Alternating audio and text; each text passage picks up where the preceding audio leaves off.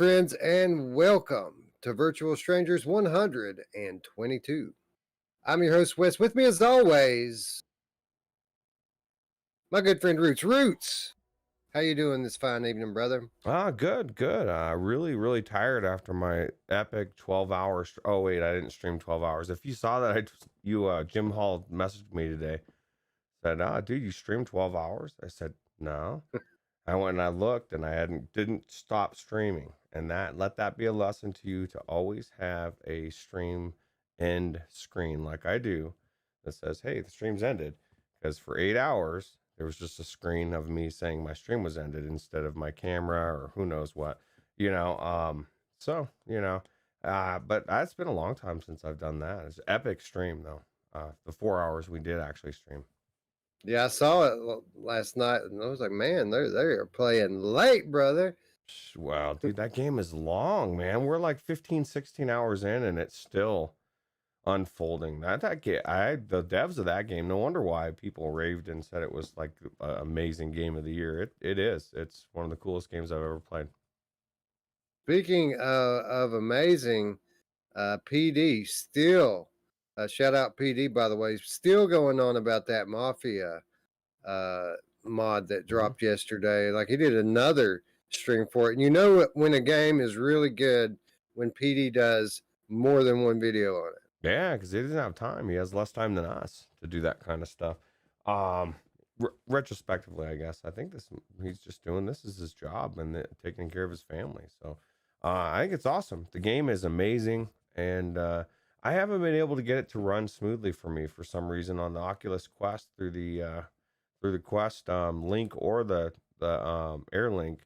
It's fluctuating between 65 to 80.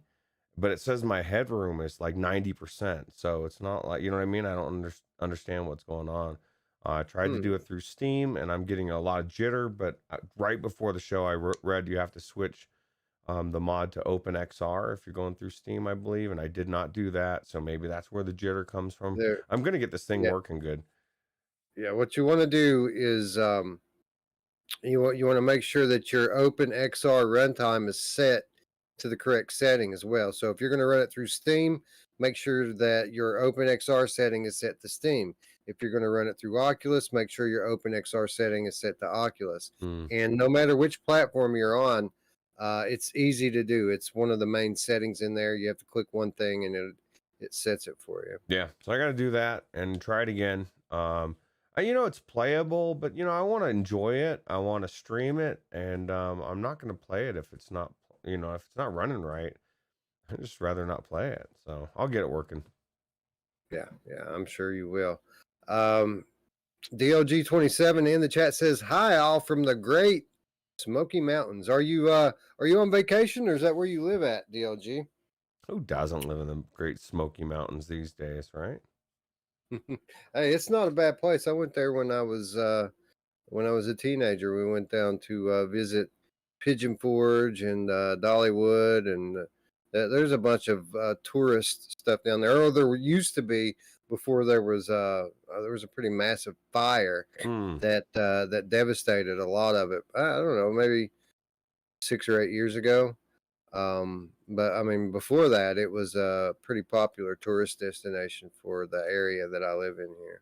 Ah, cool. Well, I'd love to go myself. So well, maybe one day we can throw the headset on and be there in an instant. Yeah, that'd be cool, right? Maybe in one quest thing, right?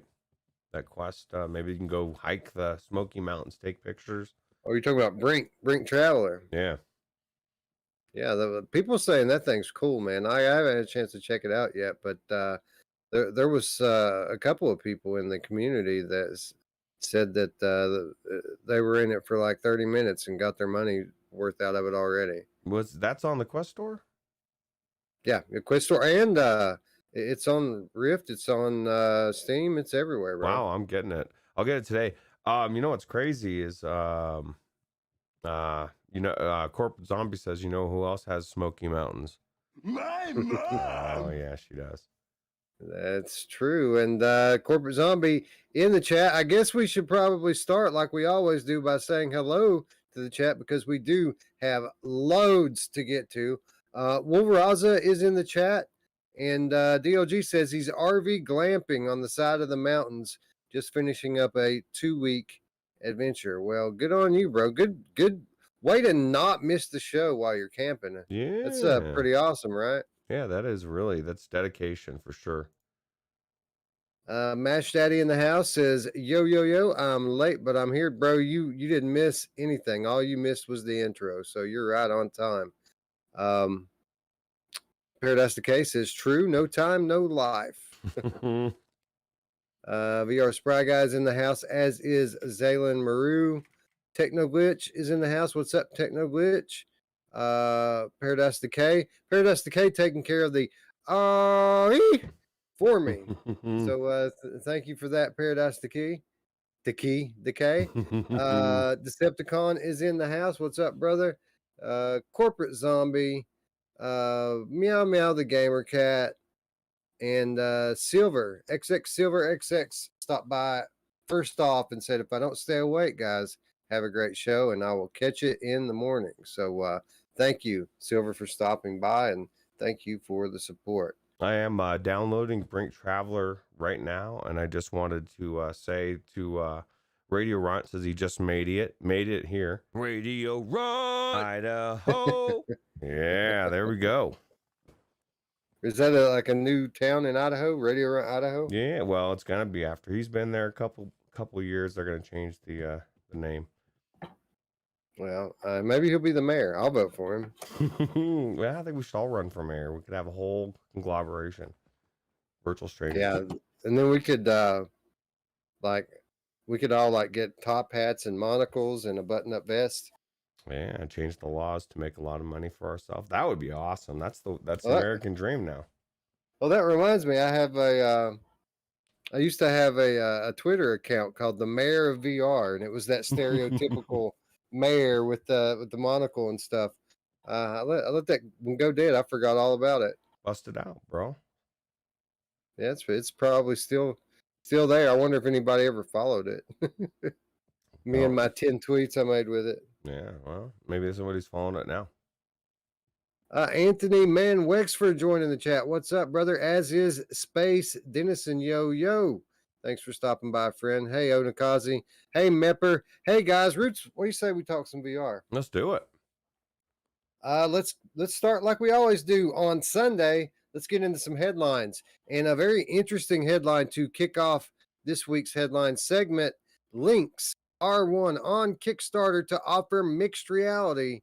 Get this, Roots, from $4.99.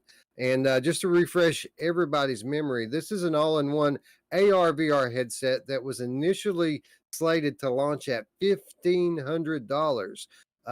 But at the end of the day, they said that some new lens technology allowed them to do away with the eye tracking that was originally supposed to be in the headset.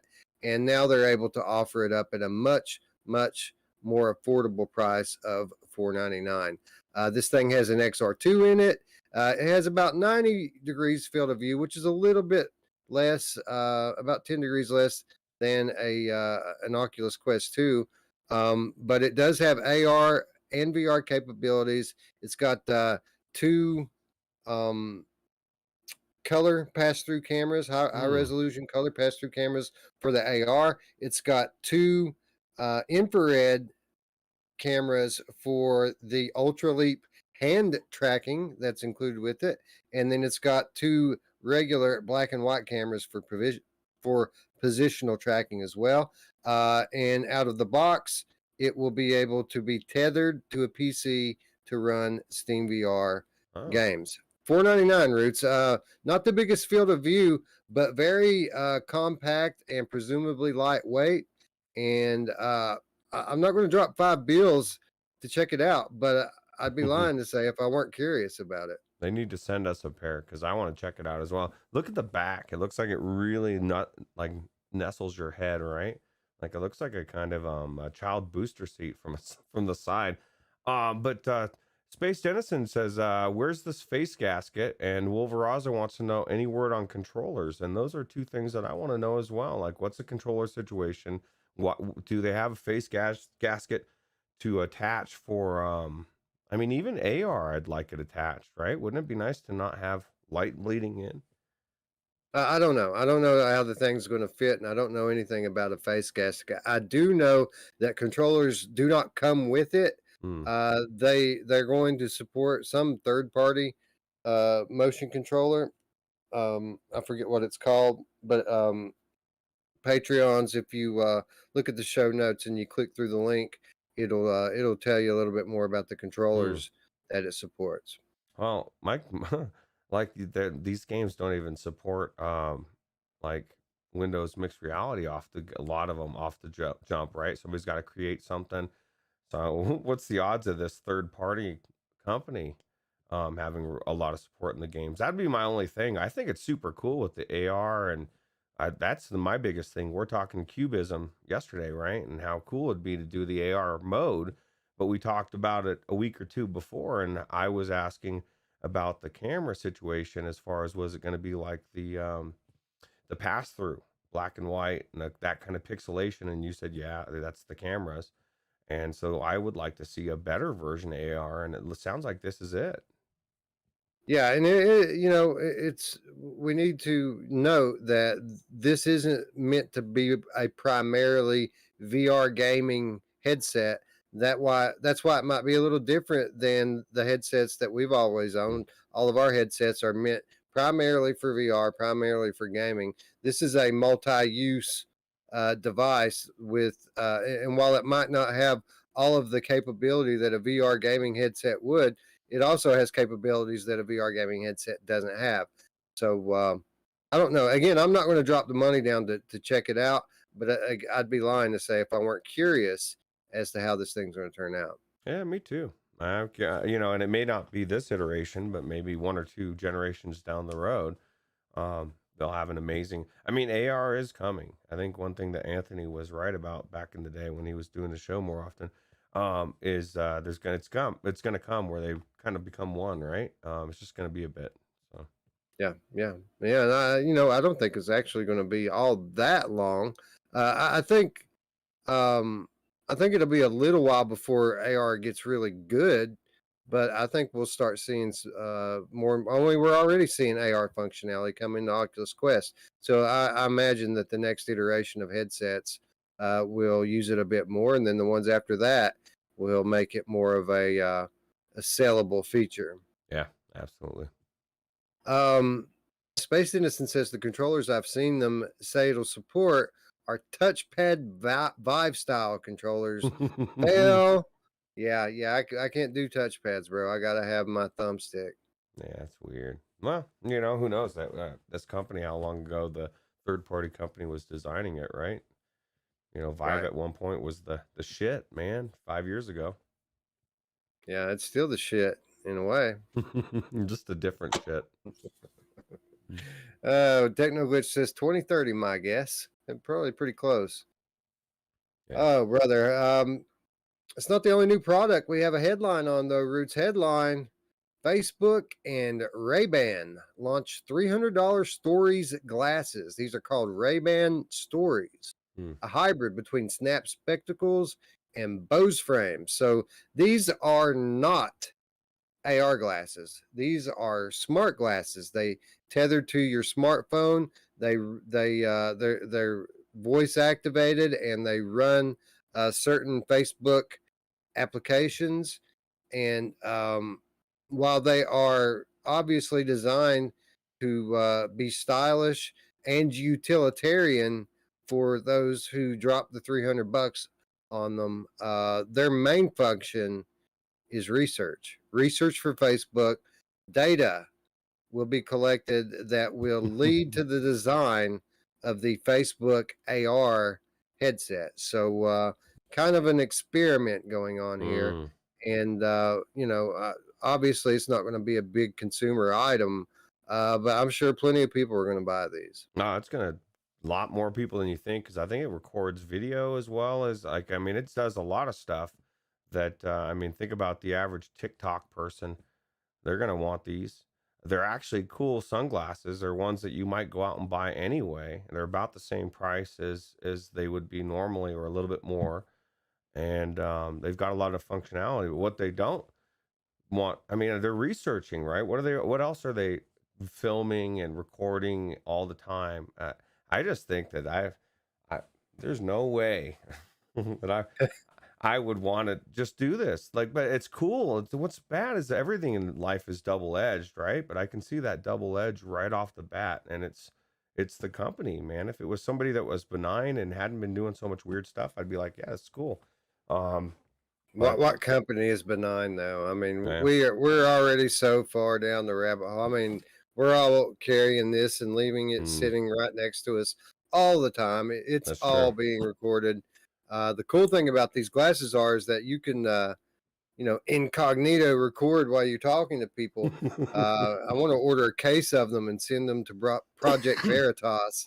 Well, they're probably already using them. And you know what's crazy is that's exactly it. Like anybody that's wearing their glasses now, you're gonna be wondering, are you getting filmed? I mean, I already assume I'm getting filmed anyway.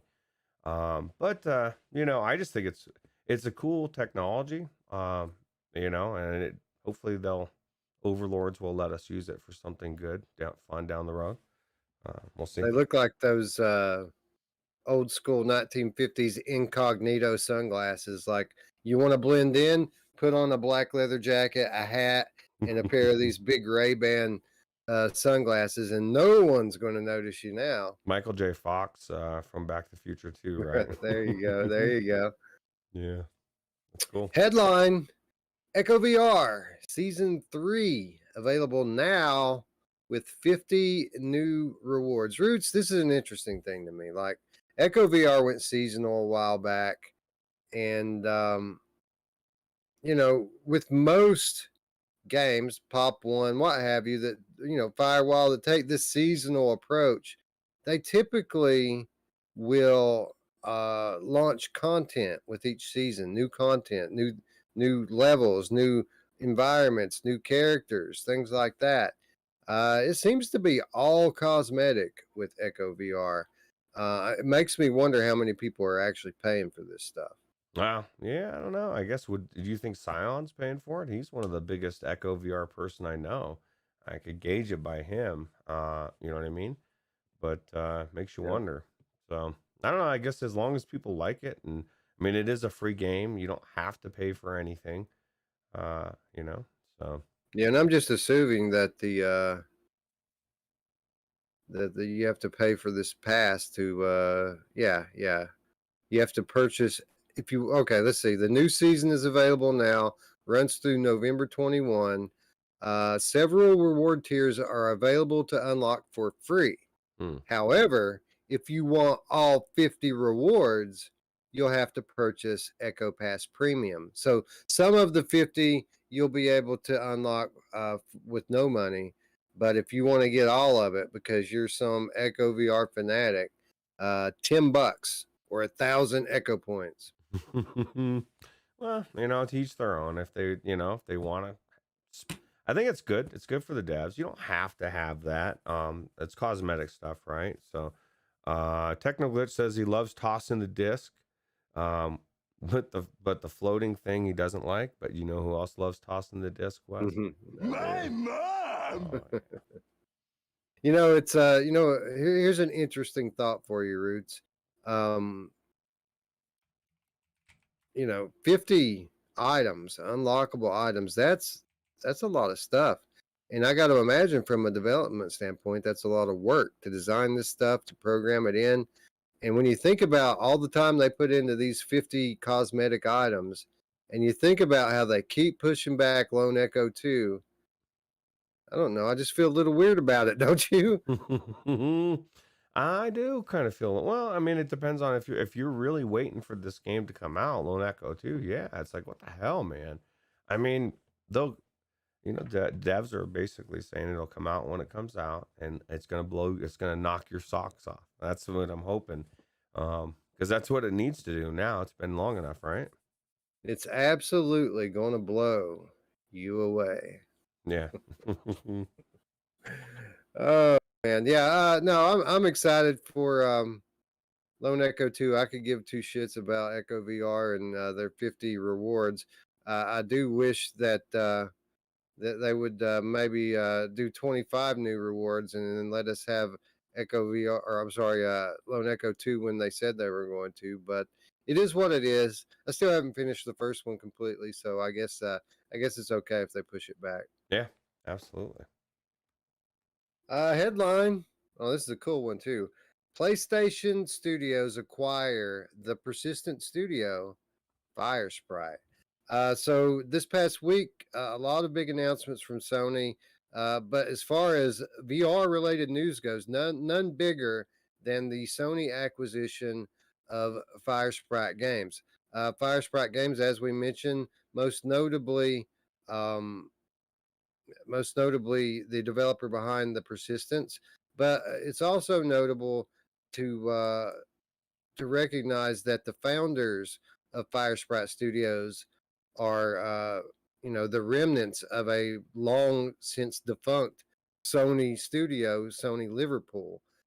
So, for those of you who didn't know, a lot of these people that are behind the Persistence are the same people who brought us Wipeout way Mm. back in the day.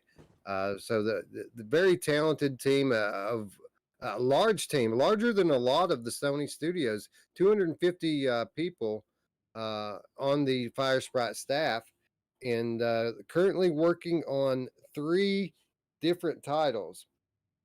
And I'm uh, super excited to hear the direction that Sony has planned for Fire Sprite. It makes it obvious that they have different designs for this studio than they typically do when they acquire a studio. And I do have some early on quote time here. We are delighted to welcome Fire Sprite into the PlayStation family. This is Jim Ryan, President, CEO of Sony Interactive Entertainment. We have a rich history of working with the founders of Fire Sprite and are excited to grow the PlayStation presence in Liverpool.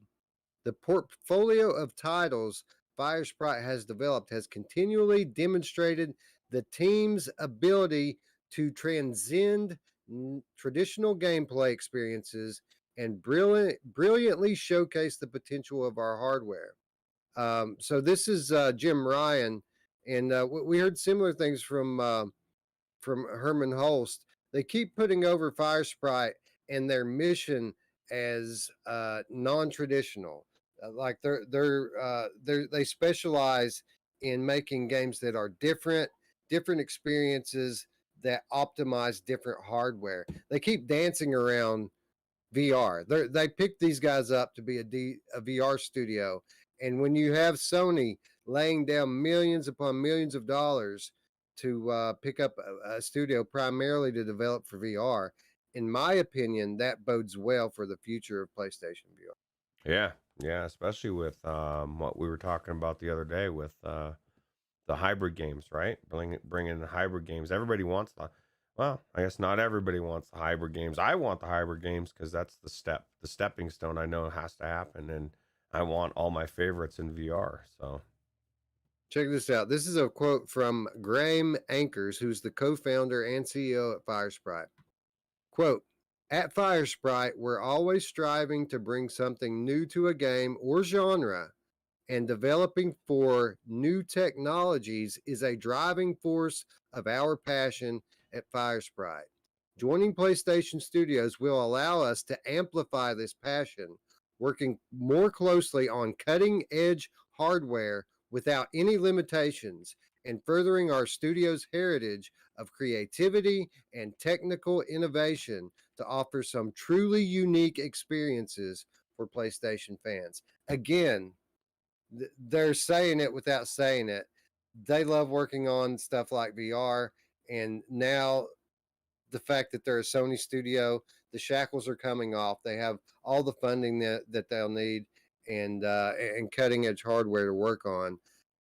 This is very exciting if you're a fan of VR. absolutely. Decepticon says, "Give me that Persistence 2 with co-op." Aye, I added the aye. Yeah, I'm all for that, man. And you know, we know they're working on 3 titles, right? We know that one of them is kind of a dark narrative globally recognized console IP, multi-million selling, blockbuster VR game. We know that one. We know another one is a multiplayer shooter game, like a first-person shooter game. No idea if that's from a known IP or a new IP, but we do know that it's a multiplayer shooter. The third title, we don't know what the third title is, and it very well could be that persistence follow-up that people keep asking for. I heard a rumor that the shooter game was Destiny VR. Now, granted, the rumor I just started it, but I want it to be Destiny VR. That you could do that game in VR, and that would be amazing. Yeah, of course it would, and it would be a studio like this that would be able to make it. Yeah, amazing. yep.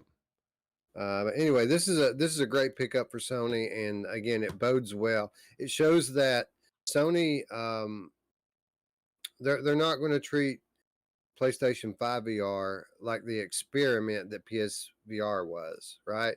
You can show it shows that they are committed to actually treating this thing, you know, maybe not on par with their flat studios, but maybe they want everybody to have a VR headset this generation.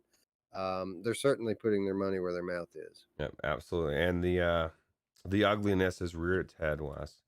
The ugliness of the game. The persistence is not motion control. Oh no! So Oh no! throw it out with the bathwater. Wes has said it so many times, and I agree. It's one of the best games that's not motion controller. It really does a good job of making you feel like you're using your hands, or your arms the way that they've got them positioned and using them and stuff. You don't even think about it. So Yep, that's true. It's one of the best implementations of gamepad that I've ever played in VR. You have fully modeled arms and hands in the game, and it don't feel weird. Like a lot of the time when you have that sort of thing on a gamepad game, it feels weird. It don't feel weird. It just feels like they're your arms. yeah, yeah, it feels really good when you stick that thing in the back of their head and suck out their essence or whatever it is. That's really cool. Anyway, Persistence, one of the best VR games I've ever played, regardless of any of that. And you know, if people who haven't played it want to poo-poo on it, they can all they want to. You know, They're lost. it's your right, right? You're exactly your loss. It's a great game. Yep. All right. Headline: I Expect You to Die 2 surpasses $1 million in revenue less than a week after launch. This just goes to show you the value of name recognition, right? Like this is a known commodity in VR, and pretty much everybody went out straight away and bought this game. Yeah. Yeah, absolutely. And it tells you how good the first one was. I mean, if they didn't like the first one, they wouldn't run out and get the second one. You know?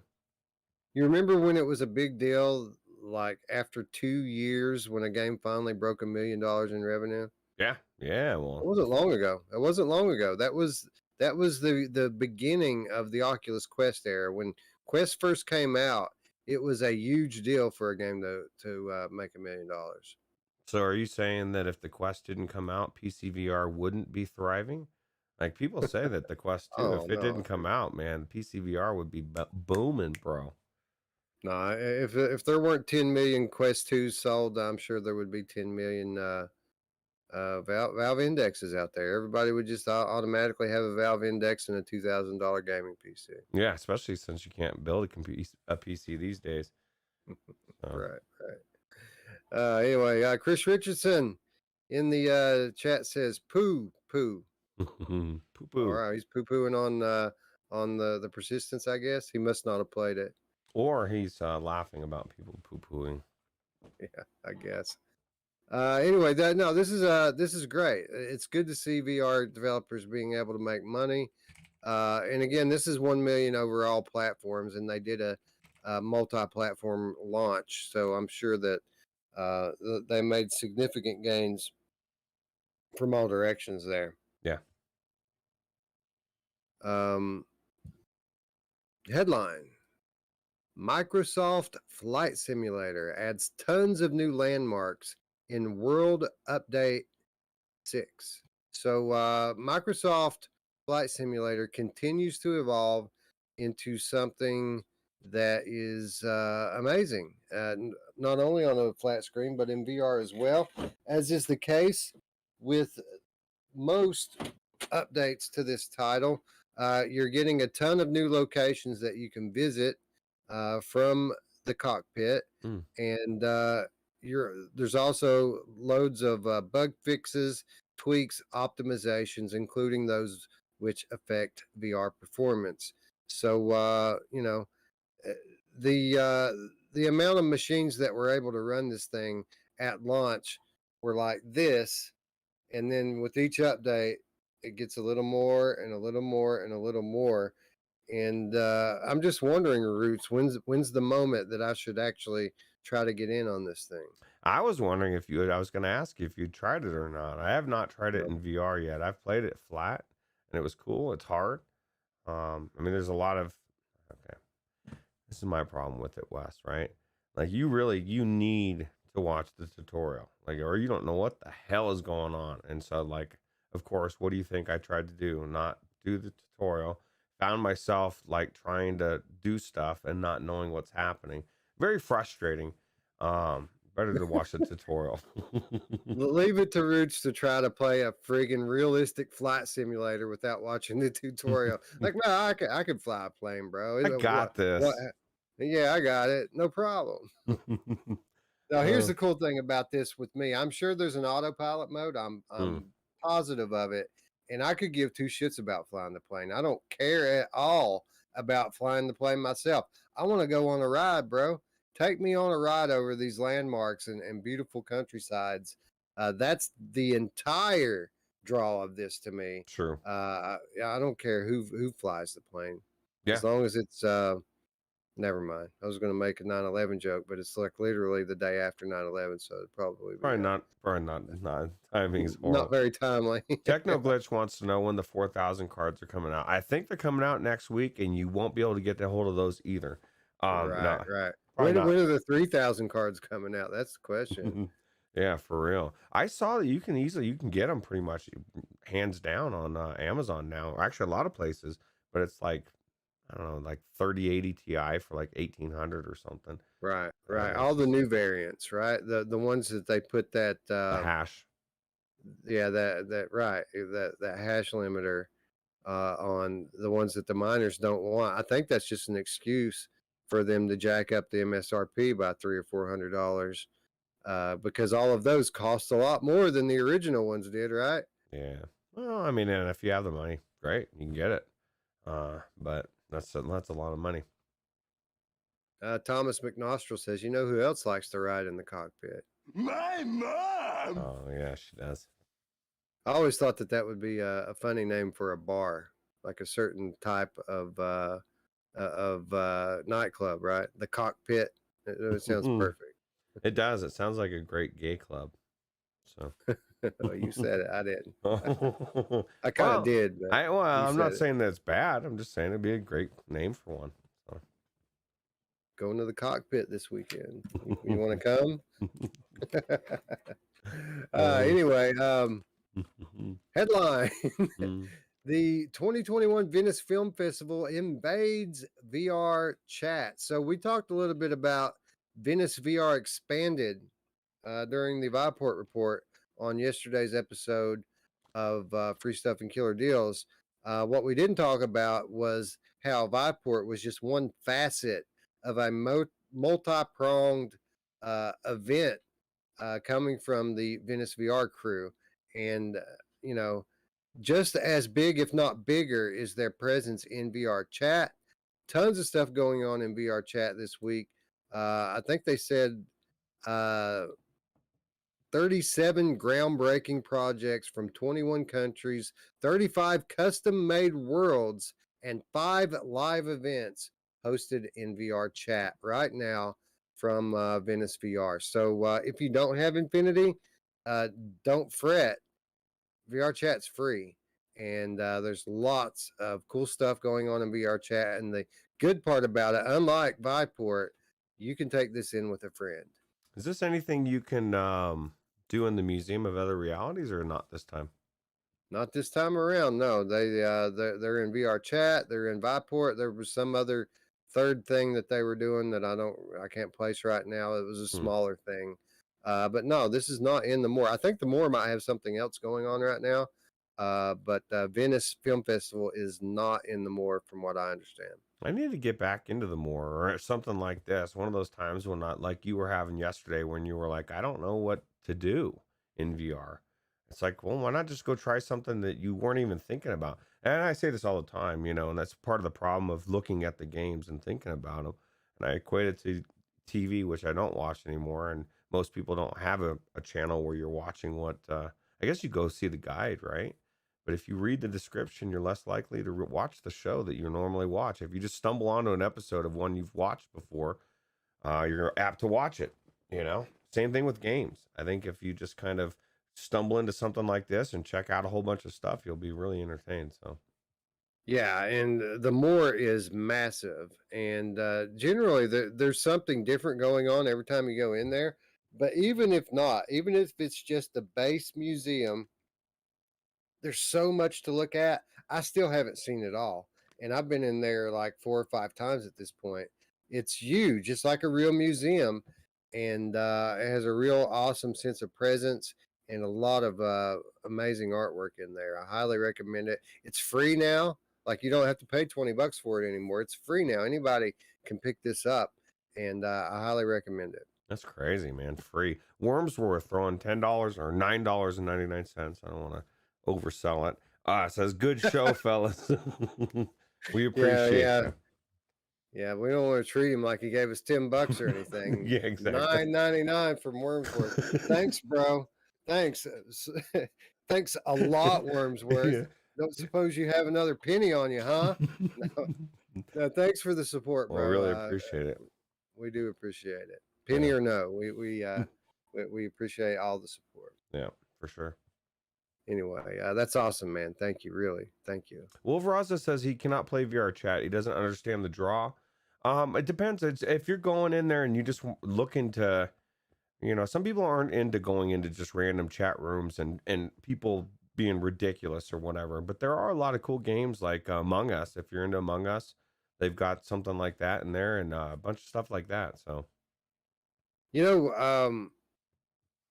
I'm all cool with that. I like getting in every now and then and just hanging out with people. My whole thing with the VR chat and the reason I avoid it is I'm really not into like avatars and all this shit, which is what most people in VR chat, from what I understand, that's all about their avatar and having the coolest avatar and having something different and unique. And then you have weird people coming up asking you if you know the way, and you know, I'm not into that whole scene. Now, getting into anything with my friends, I'm all for that. But if I'm going to do that, I mean, we could go to the Moor. We could walk about mini golf. We can play Forever Bowl.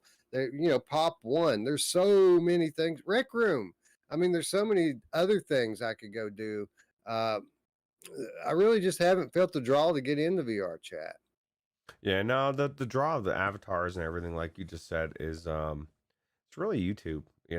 A lot of people growing up watching people, a lot of YouTubers do ridiculous things in VR chat, and so that's what they did in VR chat in the beginning is kind of what VR chat's become for a lot of people, and they just want to go and check out all that. And now it is kind of cool, you become Homer Simpson or whatever, character that you Michael J. Fox, you could run around with the doc, like you do a lot of things. I love that versatility that it has. I think that's awesome. I just don't care enough about it personally to learn how to do it or where to get these things at. Like I'd be going in with some default shithead avatar, and I don't care enough to figure out how to change it. You know what I mean? That's pretty easy. But Space Dennison says y'all got to see the dope worlds in VR chat, and there are some pretty cool created worlds, So I want to do. it's got. And I mean, this is in all honesty. I want to check out Neos, man. Skiva keeps putting over Neos like it's the fucking future of VR. And I've never seen anything or heard anything about it other than from Skiva and people that have went into it with Skiva. So it's a cult, but bro. I mean, Skiva's cult. Don't do it. I'm just kidding. I've not same thing. That's the only time I've ever heard about it was when Skiva brought it up, went into it. Everybody went with it. Everybody went in with him and raved. and then I haven't really heard much about it since. We need to check it out, and only because I think that it would become a useful tool in upcoming content. And I think you know what I'm talking about. I think Neos would be a nice little venue for us if it's as cool as everyone says it is. True. Yeah, that sounds like a good idea. I mean that was what the Wave was going to be before they took the Wave away from us. The Wave, man, I was so good. Was it Chris Richardson says it's a metaverse thing, I think, or is that maybe he's answering something else? Yeah, somebody probably said what is Neos or whatever, and as Chris Richardson answers, it's that metaverse thing. Space Dennison says Neos is better than VR chat, but runs half as well. Well, then it's about half as good as VR chat, then, Yeah. right? Yeah, they went in and never returned. That's true. Mash Daddy says, "Let's get into some Neos, fellas." Sure, yeah, I'm serious. We need to check it out. I need to see it if it's really as cool as everyone says it is, and I need to start getting familiar with it because the time is nigh at hand where I'm going to need a place like that. Yeah, absolutely. With the next lockdown coming, everybody's gonna want somewhere to go. Yeah, right. Headline: Track and hunt big trophy animals in this VR hunting simulator. So, Roots, we've said it a few times on here. Where's the Cabela's big game hunting game in VR? Like everything else in VR has been done to death. Like all the other flat genres have been played out in VR. The really truly awesome VR games these days are coming from people who innovate, come up with new genres and new game concepts. But one of the old school flat gaming concepts, other than sports games, that we haven't seen in VR, seems like it would be a no-brainer, and that's virtual hunting. And the name of this title that we're talking about here with this headline is a title called Virtual Hunter. And going to be some time before this comes out.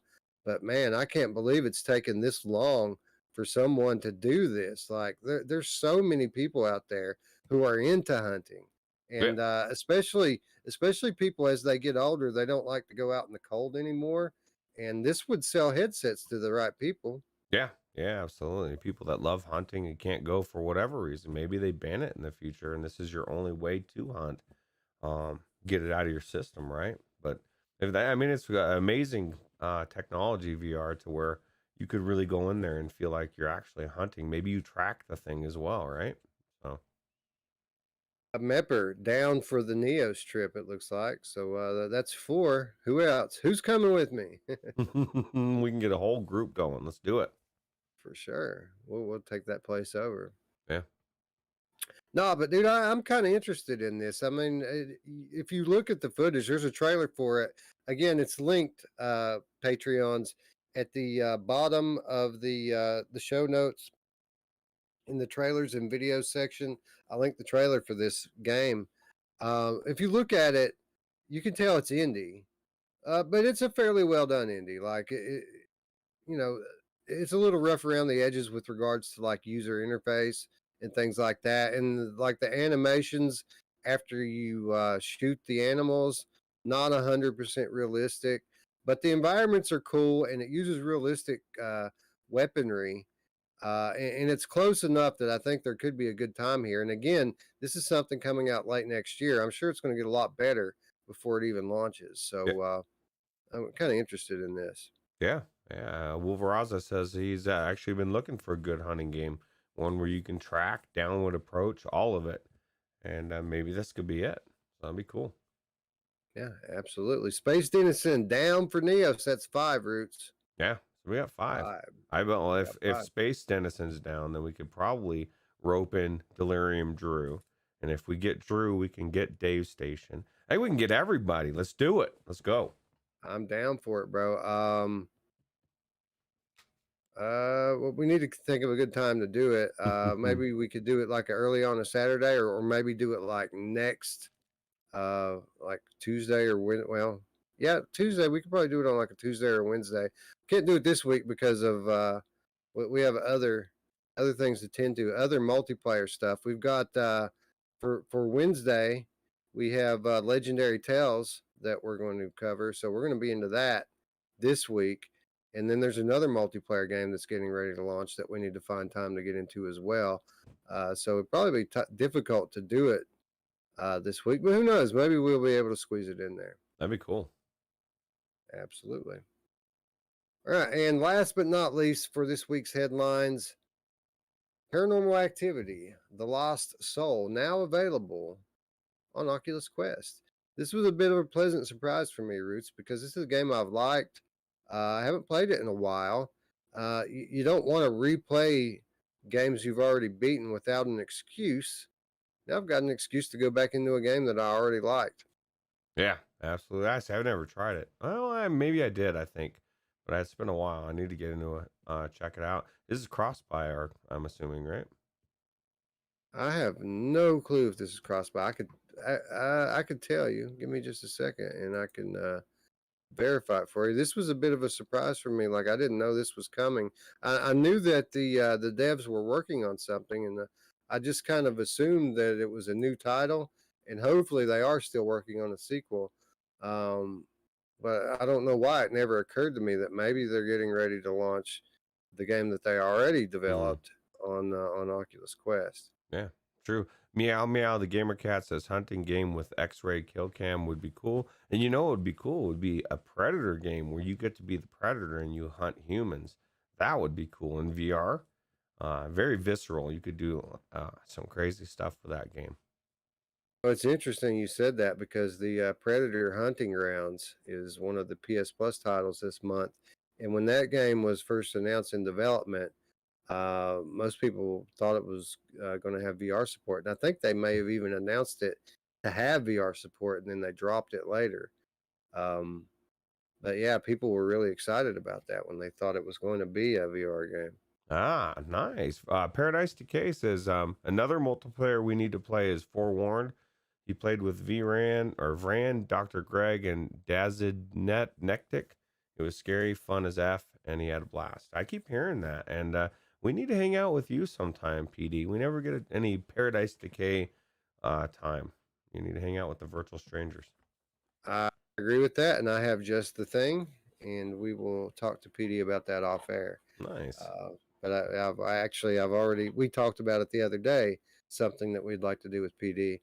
If he's into it. So we'll be in touch with you, PD. We got a good idea for you. Yeah, sounds good.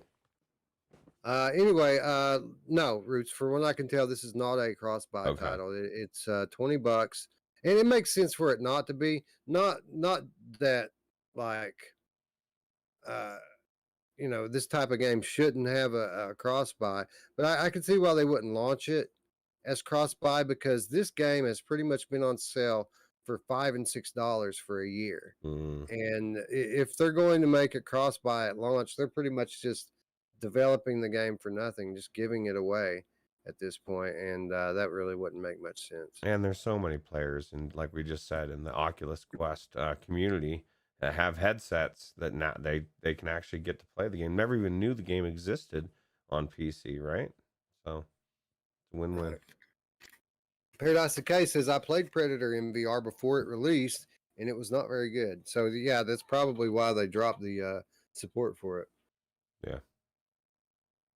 All right, anyway, that will wrap our headlines for this week and get us into the gaming segment, the meat of the show, as we like to call it. And, this week's show is like an Arby's sandwich, Roots. It's all meat this week. Oh, nice. Mash says, you know who loves it? You know who loves it when it's all meat, Roots? My mom! Yeah, she does. Mash says we have access, guys, in the Virtual Strangers account. Is that the Predator VR game? It's something else, I guess, huh? I'm not sure. Oh, it's probably Paranormal Activity. Oh, nice. Okay, so we'll have to check it out. Cool. Yeah, I've already got it installed, ready to play. Nice. Thanks for that, Eric, and thank you, Nick. I'm sure is some thank you in order for him there as well. I appreciate it, guys. Yep, for sure. Meow Meow the Gamer Cat says the enhanced scan view mode in the Persistence kind of felt like Predator. Yeah, that I know what you're talking about. the square button. Boom. You know what I'm talking about, Roots? That like radar ability you have in the persistence. Yeah, absolutely. That's such a good game, man. I need to get back to that one as well. Yeah, I need to finish it. It's so hard though. It's so hard. It's hard and it's a investment in time, but I mean, it's worth it. It's such a good game. Yeah, it's great. All right. Anyway, let's get into our first topic, which is Eye of the Temple. Eye of the Temple is a VR adventure that utilizes room scale tracking as its core mechanic for navigating ancient temples and solving puzzles. Indie developer Rune Skovbo Johansson has been building Eye of the Temple for the past 5 years. 5 years. And this past week, he announced that the official PC VR launch will take place in October. This game tasks you with exploring vast temples, looking for hidden rooms and priceless treasure. Only you'll be using your feet rather than stick based locomotion. It requires a minimum 2 meters by 2 meters play space. That's about 6 feet by 6 feet. Or sorry, 9 feet by 9 feet for those of you scoring at home. No, 6 feet by 6 feet. I had it right the first time. Other than the immediate task of not falling, players will also be solving puzzles and avoiding traps. There are also enemies to look out for, which can be dealt with in Indiana Jones style by using your trusty whip. So, Roots, this is a game that have been on our radar forever. A very unique and innovative game that I've always been very interested to see if he's actually going to be able to pull it off. So, this is a room scale only game, no artificial locomotion whatsoever. And the game algorithm is designed such that it takes your play space and designs the game around your play space. So in real life, you're kind of always walking in circles, never getting to your boundary. But in the game, it doesn't feel like that. It just feels like you're moving forward in a normal way. We've tried other experiences like this that didn't really pull it off so well. 5 years, Roots. You think you got it? I hope so, because this sounds amazing. Now, one thing I will say about the trailer, I do call shenanigans on it, because if you look at the elite straps, I don't see any cracks in any of the elite straps there. Now they might be brand new and just put on, but no, it actually looks really good. Everything about it, I want to ride on that mine cart. I want to whip some things. They say it's the Indiana Jones of VR. I mean, it definitely looks like the closest thing to Indiana Jones, and it looks like it's just going to be really enormous as far as the scale. And look at that, like you're just looking up at this huge, enormous buildings. Everything looks really cool. So yeah, this looks like a legitimate Indiana Jones simulator, and I got to imagine it. I mean, there's been a demo out for this thing for a year, so I mean, he had to be close just to put that demo out. So, very interested in this, Roots. It looks amazing. I've talked to other people who are just like head over heels about it. I think it's one of the best things in VR. I don't know how big his team is, but I mean, his studio doesn't have a name. It's just this dude who's getting credit for this. So I'm thinking that maybe it's just this guy working on it. wow, it's crazy. October 14th. We're not that far away. That's right. Not very far at all. Look forward to checking it out. Anyway, what time is it? It's quote time. Quote time, indeed. Eye of the Temple developer, Rune Skovbo Johansson. Quote, Eye of the Temple was born out of a desire to combine the immersion of moving with your own body in room scale VR with the ability to explore a vast environment with lots of verticality and large open spaces. When I started out, I never expected it would take 5 years to finish the game, but the scope and ambition of the game has grown along the way. After going full-time indie last year, I've finally been able to complete it.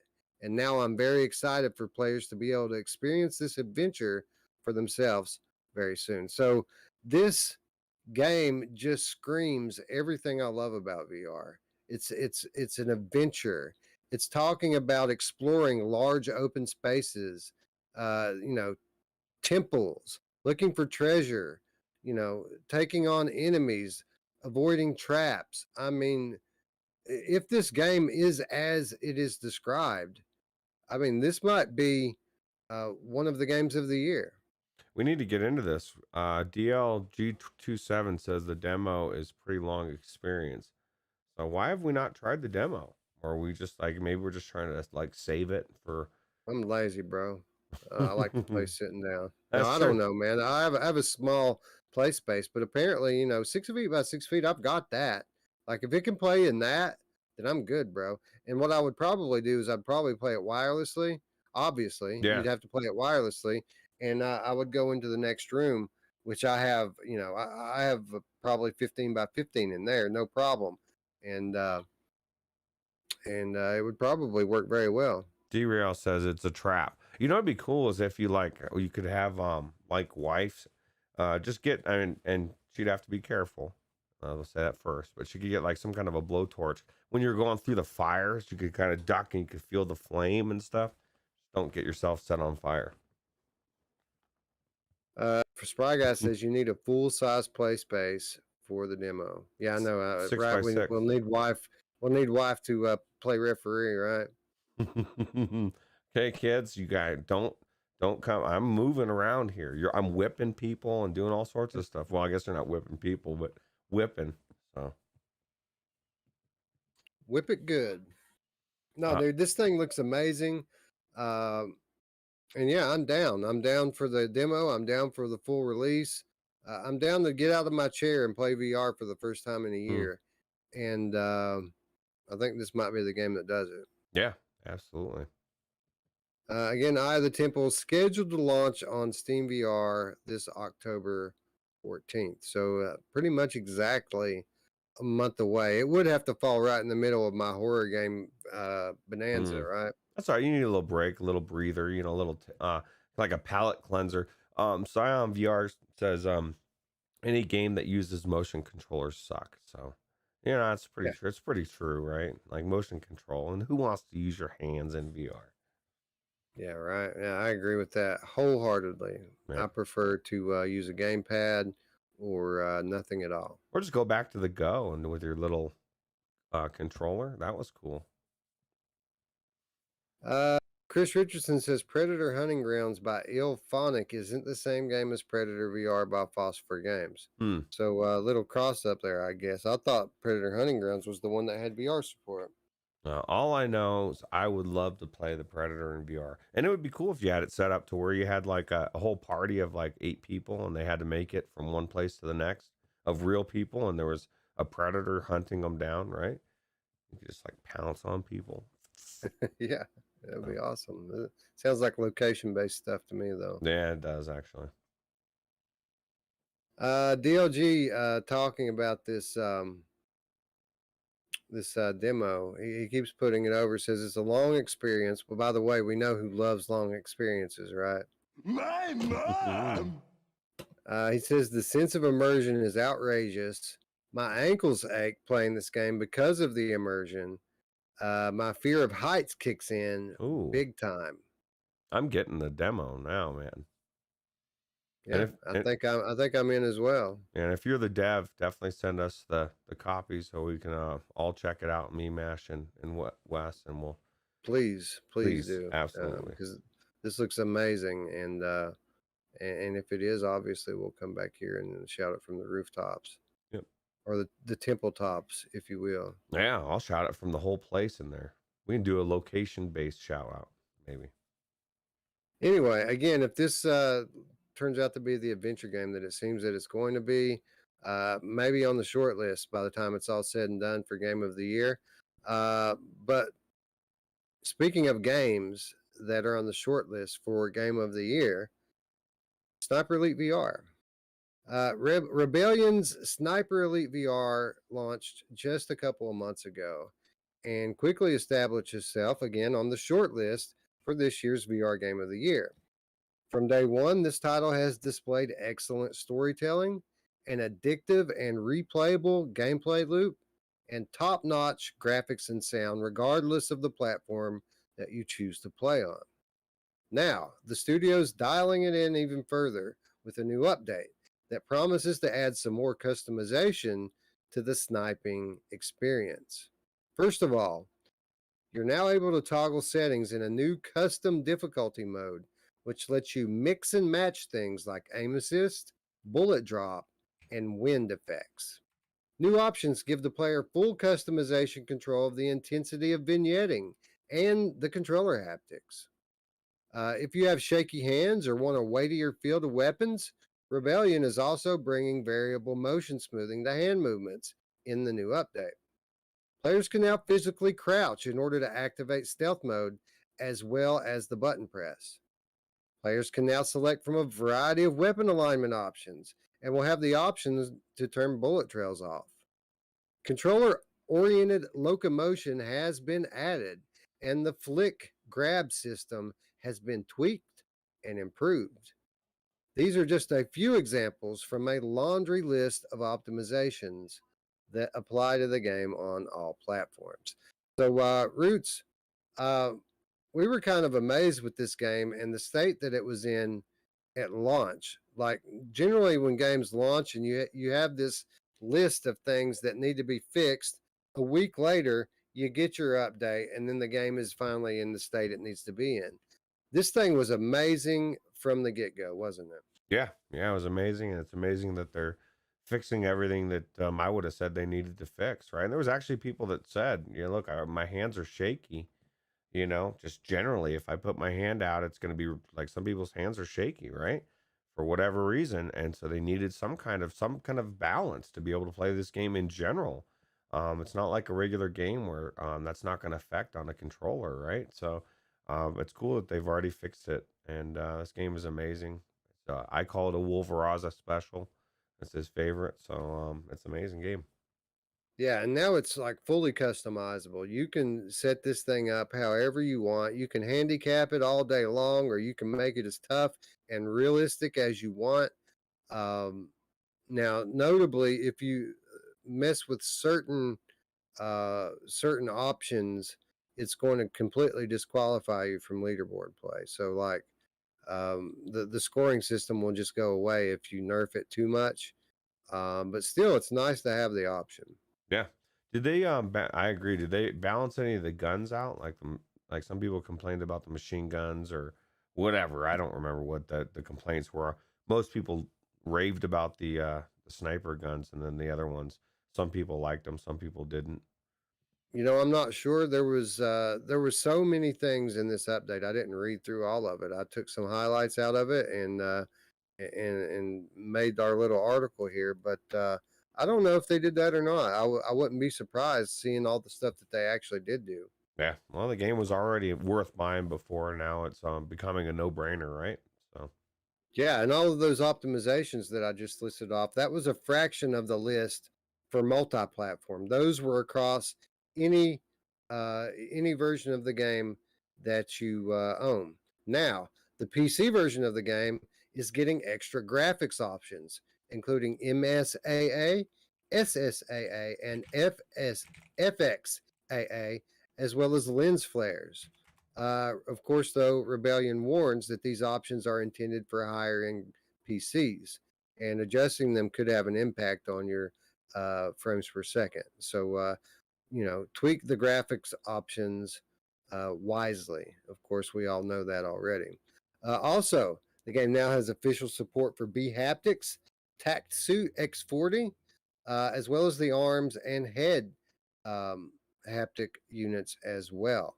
Official support for ProTube VR gun stocks included now, as well as haptic feedback when using the Force Tube gun stock. All of this added into the PC version. So the definitive version of the game uh, gets even better as well with improvements that are only possible if you're playing on PC. Oh, that's awesome. Yeah, I'm surprised they didn't mention the Mr. Tasselhoff, but I guess that's a little too new of a product to be bringing up for sure. We'll get it done, man. It might be 5 years, but we will personally make it happen for you, Taz. That's right. Well, this game is definitely. I think they just made a great game, amazing, and so definitely excited to check out these changes. Wolveraza says, still hitting my second run on Sniper. You know, I didn't finish it. I played to like the last level or two, and then something else took my attention away, and I didn't ever like finish the last levels. I need to get back into it, apparently. Yeah, absolutely. And you know, I'll probably do a full playthrough of it on air now that we're doing these sorts of things.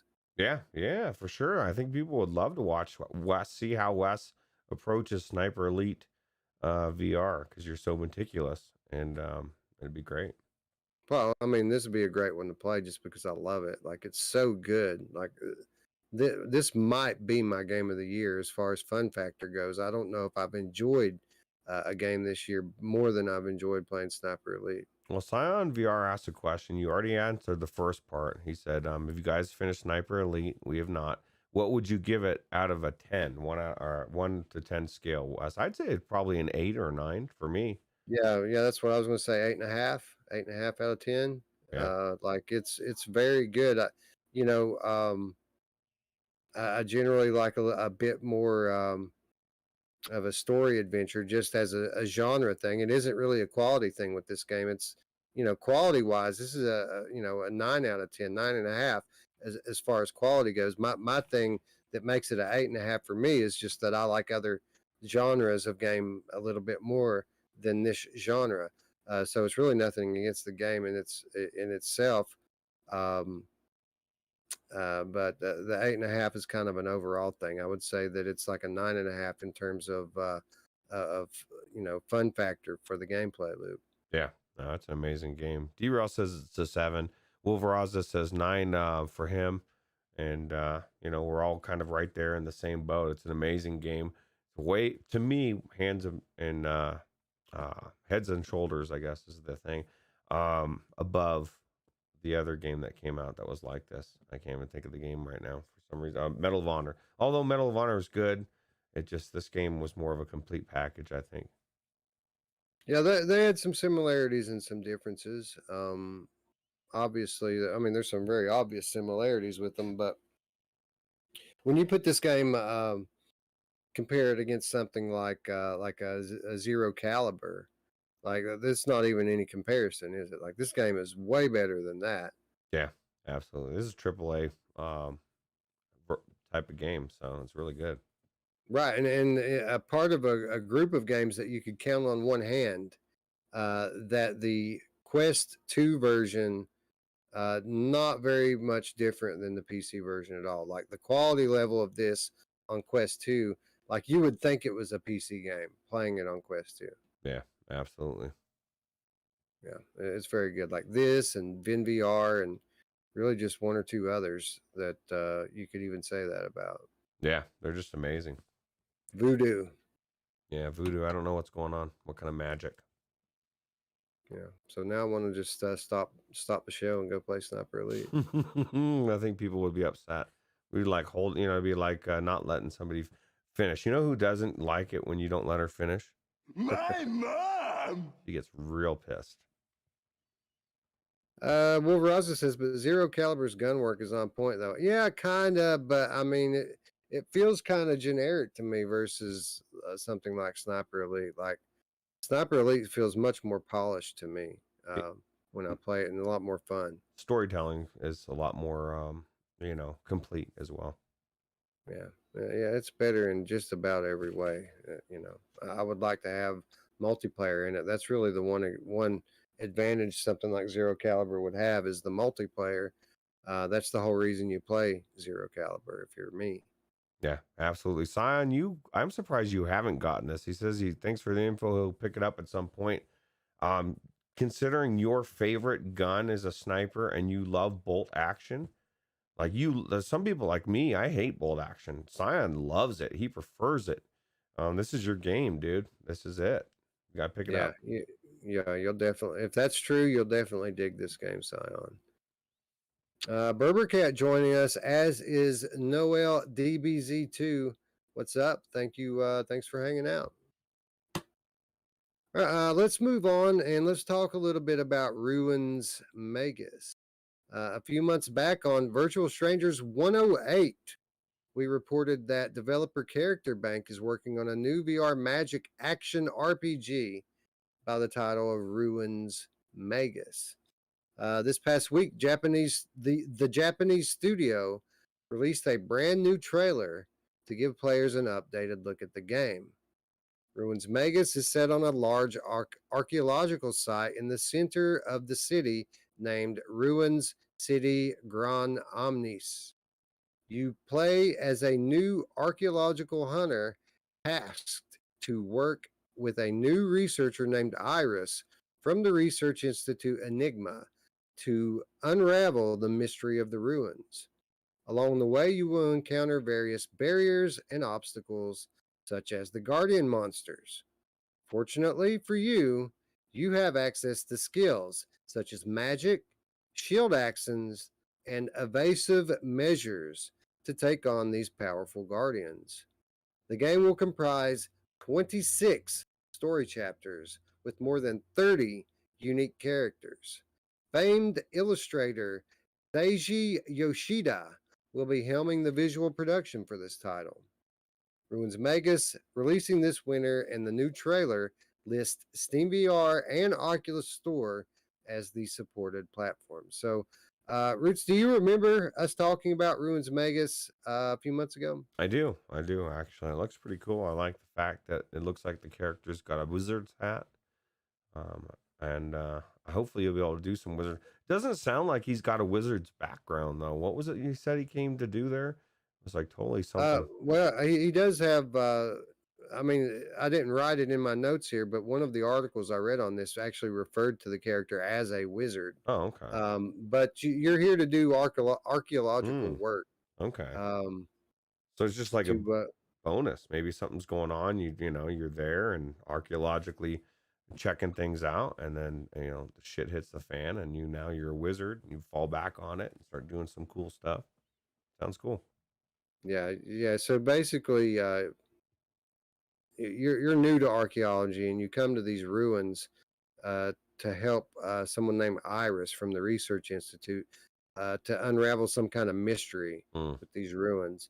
And you awaken guardians, and they're trying to protect some kind of secret thing from you that you're trying to uncover, and it's a constant battle. But it's okay, because like most wizards, you got magics, bro. So is this third person? It looks like, right? Kind of. I don't know. I really didn't pay much attention to it, but yeah, judging by this trailer, it certainly looks like it's a possibility. I haven't seen anything that at least I can remember. I'll look a little closer now, but I don't know, man. I've been kind of in a third person kick. I want them to make more games that are third person in VR, just to prove people that it works. Because even just Mafia Definitive Edition, being in there in third person was amazing. I'm still in the environment. You know what I mean? Like, it's weird to me. Yeah, I'm done with it, bro. It's dead to me now. I'm not playing no third person crap. What are you talking about? It's bullshit, dude. It's garbage. PD says, you know who else likes to unravel mysteries? My mom! Oh, yeah. Alex VR joining us in chat. What's up, buddy? He says Sniper Elite is dope. Yeah, that's basically what we were just saying. Is like, I don't know. I'm having trouble thinking of another title that I had more fun playing this year. Like maybe Hitman 3. But I don't know, man. I really enjoyed Sniper Elite VR. Yeah. That's going to be a really cool, interesting conversation when it comes down to the 2021 show on the Game of the Year, right? Yeah, and I'm starting to regret my wheel purchase now, man. So many games are picking up support for B haptics now. Like I'm feeling maybe I made the wrong decision when 6 months ago when I had a chance to pick one of those vests up. Yeah, still out there for some down the road, but I still am curious about your wheel adventure. I know you still touched upon it a little bit, but it's there. You got it. It's sitting there. You could use it any day. Like my I gotta get in the GTA so I can feel better about it. Yeah, because even if you don't do the story at all and you just drive around, it's worth it for sure. Space Innocent says more than Blair Witch. From a gameplay standpoint, yes, but I have not finished Blair Witch yet. We are doing that live this Tuesday. We're going to finish Blair Witch, starting picking up in Chapter 8 and playing through the rest of the game. So you guys hit the bell on the button if you haven't already. We're going to do that. We're going to do it right on And Tuesday. Trover, right? And Trover probably. Yeah, we're gonna finish the boss fight out in Trover as well. That's right. Yeah. And Tuesday night, I'm not logging into any Steam games. By the time we get to Trevor, you'll probably be in bed anyway. That's true. Onikazu says Moss 2 is a no-go for me, bro. Not unless it's mouse eye view. That would be kind of cool, actually. I would love the option to do it, but You should play Golem then, because there are some sequences like that in Golem, that'd be where cool. you're switching from miniature scale to large scale back and forth. That'd be cool. It is cool. Anyway, Ruins Magus looks super cool. I think it's the art style that really turns me on to this title, man. It just looks so good. They talk about this famed illustrator, Seiji Yoshida, which I've never heard of before. I have no idea who that is, but apparently their reputation precedes them because, I mean, this is beautiful. Yeah, absolutely. And it's a Japanese game. Japanese are really good at this type of story, at least from my experience. And so I'm kind of intrigued as well. You don't hear of too many Japanese VR developers, or at least that are outside of Sony, right? So, Well, I mean, we don't hear about them because their games don't launch in the West. There's no, that's plenty true. of them, That's true. and their games just launch over there. That's very true. That's very true. Speaking of which, Konami just put out like some kind of a rhythm game or something that was intended to be Japan only, but they ended up finally porting it over to US. Didn't look like my cup of tea, so we really haven't covered it, but it is Konami, so I mean that's notable in its own right. Scion says that he doesn't usually take the cell shaded stuff, but this looks pretty good. And it's PC. I mean, they mentioned Oculus Store and Steam VR. They didn't mention Quest at all, right? So I'm assuming this is a PC only. They didn't say. It just said Oculus Store. It didn't say which one. I would imagine so. I mean, I don't.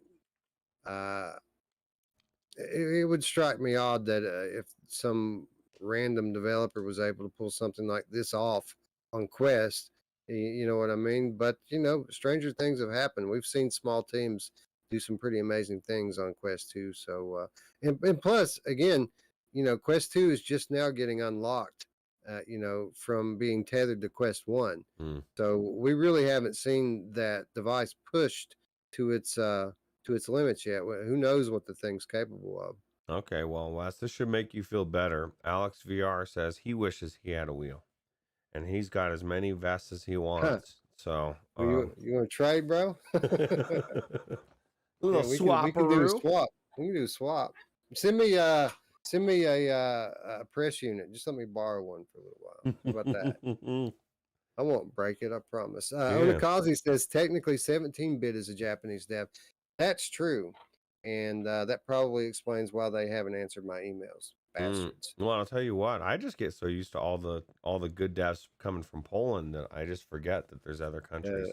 That's true. It's hard to believe that any other country makes a good game other than Poland, because those Polish devs, man, they are on point. Yeah. I think that Krakow's probably just friggin' every other house or every other building is a VR development studio.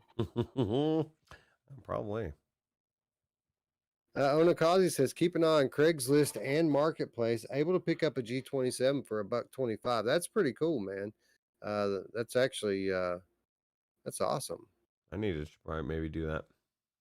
Technoglitch says the G27. He has one as well, and it works for him. That's the same one that a Masher has, right? He has G27.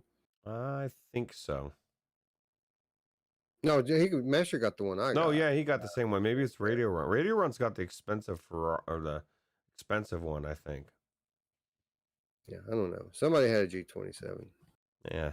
Anyway, um, this coming out this winter, it says. So I don't know if that means December or early next year, but at any rate, this looks cool. The only reservation I have with it is I'm sharing a lot of similar feelings when I watch this trailer that I had when I watched the Nostos trailer, years ago. When before Nostos came out, we said a lot of similar things about that, and we saw how that turned out. Yeah, but we're a couple years down the road from that, right? So hopefully, at some point, these games are going to be exactly what we think they're going to be. Whether it's this one or not, time will tell. But I'm crossing my fingers for you, Character Bank. I'd love to try your game. Sure. Yeah, absolutely. Moving on. Last but not least, Pierhead Arcade Quest hit Oculus App Lab this past week, marking developer Mechabit's debut on the Quest platform.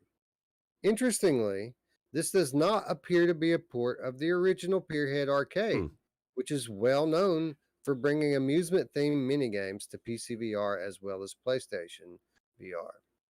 Instead, this is a port of the recently released PC VR sequel, Pierhead Arcade 2. This is notable because Pierhead Arcade 2 was one of a handful of relatively popular titles that were denied access to the official Oculus Quest store. This iteration of Pierhead Arcade offers players over 30 different arcade games to interact with, and players can choose their own avatar and then compete to earn high scores and win prizes. This version features all of the previous release DLC, and online and land based multiplayer is included as well. There's even crossplay with the Steam VR version, which just got its full launch last month. Pierhead Arcade Quest, available now through Oculus App Lab, $15. Roots. Typically, when we talk about these type of games, we talk about Summer Funland, we talk about carnival games, we talk about Pierhead Arcade. I've kind of been there, done that, and I typically don't take much interest in them anymore.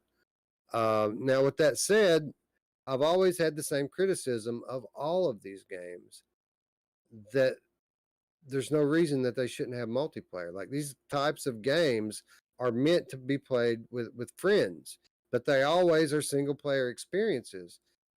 The reason why I even included this in today's news is because this includes multiplayer. Not only does it include multiplayer, it includes land based multiplayer, local multiplayer, online multiplayer, and crossplay with the Steam VR version. Now I'm interested. Now you have my attention. Roots, what do you say we go play some arcade games? Yeah, I think this is really cool. I agree. This is the kind of game, like you said last week about taking a vacation, right? You don't go on vacation by yourself.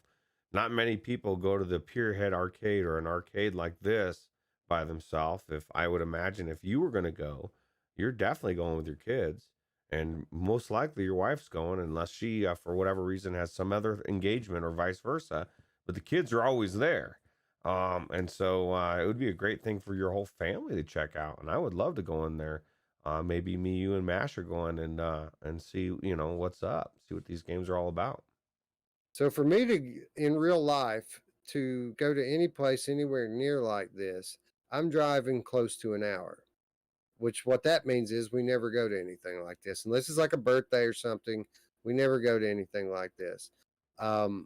We did go to Kings Island, which is an amusement park that has a couple of arcades in it like this, and it never fails. Roots. We go to this giant amusement park full of rides and roller coasters and everything you could possibly want. Every time we're there for 1 hour, and what do the kids want to do? They want to go to the arcade. And this is the type of stuff that they want to play. We drive for hours over into the next state, and they just want to go to the arcade and play arcade games. They're going to love this. And the arcade games are expensive, Wes. especially when Oh, you got. you're not telling me, man. We burn through a couple of $20 bills every time we walk in that place. Yeah, it gets really expensive. So, yeah, you just only have to buy a $15 ticket and you go in there as many times as you want. Now, is this one of those games that you can play multiple uh accounts on, like with your family and stuff, or do you know? There's no list that I know of that you can Okay, check that on. The only way I know to check that is when I get the game by looking into it and seeing if it shares over. It would be completely stupid for it not to. This is a family title. You should be able to play it with your family without having to break your bank. absolutely. Space Denison's ears perked up and says, "Wait, this is multiplayer?" Yeah, dude. Exactly. That's This is exactly what I said. I see Delirium Drew, Void Citizen, or Space Denizen, whatever you want to call him. Dave Station, I mean, like I see all of you guys, all the walkabout mini golfers. Hell, I even see Gamer Chick in there. She'd probably love this game as well. Yeah, it's got local multiplayer on it, dude. Like you don't even have to, if you've got like I've got 2 quests in the house here. If my internet goes out, we can still play this. Like it's crazy. That is cool. By the way, Chris Richardson, if you are still in the chat, Chris, does Pirate Arena support local multiplayer? Like, can I take my router with me and even though it don't have internet on it, like just take my router out to a basketball court, plug it in with an extension cable and connect my Quest to it and play? Uh, Inquiring minds want to know because if I can do that, then I'll find a place to play that Space Pirate Arena. That'd be cool. I'm not sure if you have to have internet access for it though. I know you have to have a router, but I don't know that you have to have internet access to play local multiplayer with it. What kind of bullshit world are we living in where we don't have direct satellite to every place on the world, on the planet, and it's like 2-3 gigs a second, and you could just hook up to anything, man. Of course, you're not probably dead from all the rays of technology coming out at you, but it'd still be cool. Because we've never had a true leader in this country, Roots. We need Dana White to be the president. We need Joe Rogan to be the vice president, and we need Elon Musk to pretty much be the head of all public policy and technology. Let's do it. Let's get it done. Chris Richardson says you need a phone and set up for a hotspot for You could do that. for us. Now, I'm telling you, what I'm asking you is if you have 2 people in the same space. I know you need a hotspot to connect for online multiplayer. I'm talking about 2 people in the same area playing together. Does that have to route through the actual World Wide Web, or can I use a router and just connect the two like you can with Pierhead Arcade? Yeah, that'd be That's cool. what I want to know. That would be cool. Wolveraza said, "Oh, good fuck." Hey, man, I'm all for President White. That dude would take no shit. Yeah, it would be a crazy world. I think nothing would shock me anymore. Just bring it all on. Just as ridiculous as you can do it, let's do it. We've done it all now. We need one more shocking thing to hit us, I think. Onakazi says, "You said Dana White, but I heard Dana Gould." That would be comical to say the least. Anyway, Space Citizen wants to know if it's 2 or 4, up to 4 players, or do you know? Let's find out. I have no idea. That's a good question. It's crazy that that there's such good support for it being an App Lab title. I mean, to have local multiplayer and crossplay with Steam, I mean that's quite an accomplishment. Why did it not make the store? That's what I want to know. That's crazy. Yeah. This was during that same period with To the Top and touring carts and all of those different games that didn't make it. Now some of them have made it. 2MD Football. Some of them have made it onto the actual store, but nobody knows. It was Pierhead Arcade 2 back then. Now it's Pierhead Arcade Quest, even though it's exactly the same game. Even if like if you go to the trailer, go on YouTube and look at the trailer for Quest and look at the trailer for Pierhead Arcade 2, it's essentially the exactly same trailer. Yeah, absolutely. Chris Richardson says, yeah, he answered your question. He says, yes, it works with two people local via a hotspot or a Wi-Fi router. Both are fine. Okay, so I don't need the internet connection, just as long as I have something to route the two devices together. That's awesome. I'm going to give that a shot. That'd be cool. Let's see here. Pierhead Arcade Quest. Well, while you're looking, Paradise Decay says, you know who else needs one more shocking thing to hit her? My mom! Oh, yeah, she gets freaky sometimes. All right. Features. Online multiplayer. Well, I don't see any player count on the Oculus page for it. It just says multiplayer. It doesn't say. Well, maybe Steam will tell us. That's crazy. Like, I'm totally down for this, dude. Like, this, it wasn't that I didn't enjoy this type of game before. I just quit playing them because this is meant to be experienced with friends, right? Yeah, absolutely. I'm still surprised they would haven't brought to Summer Funland. That would be a no-brainer co-op edition. At least one more person. You know what I Yeah, and the mean? cool thing about Summer Funland is you actually have a park to hang out in. It's not just like this little room with games in it. It's an actual amusement park. You can walk around. Yeah, how cool would it be like if you could have like up to 4 people Summer Funland, and like you could walk around with ice cream cones. Your kids could have one too. It'd probably get kind of messy. But you know, ever you want to bring in that immersion, right? Right, yeah. You ruin your headset. All right, so Period Arcade 2 on Steam says, come on now. It looks like it says exactly the same thing as it said on the Steam store for Pierhead Arcade Quest, So, like word for word. so what we need is for you, the strangers out there, to go out there and check it out and let us know in the comments below what you find. Is it 2 people or 4 people, 3, 6? Maybe you could have 150 people. Probably not, but that would be amazing. It doesn't say. I would just assume 2 at the moment because it doesn't say anything else. Yeah, I have no idea. It doesn't say at all. And we're not going to go to the website. We're going to go ahead and stop it. Call the search off here. Yep. And, Scion VR says he definitely agrees. He bought the first Pierhead and never really touched it because he realized he would have to do it alone. It wouldn't be fun.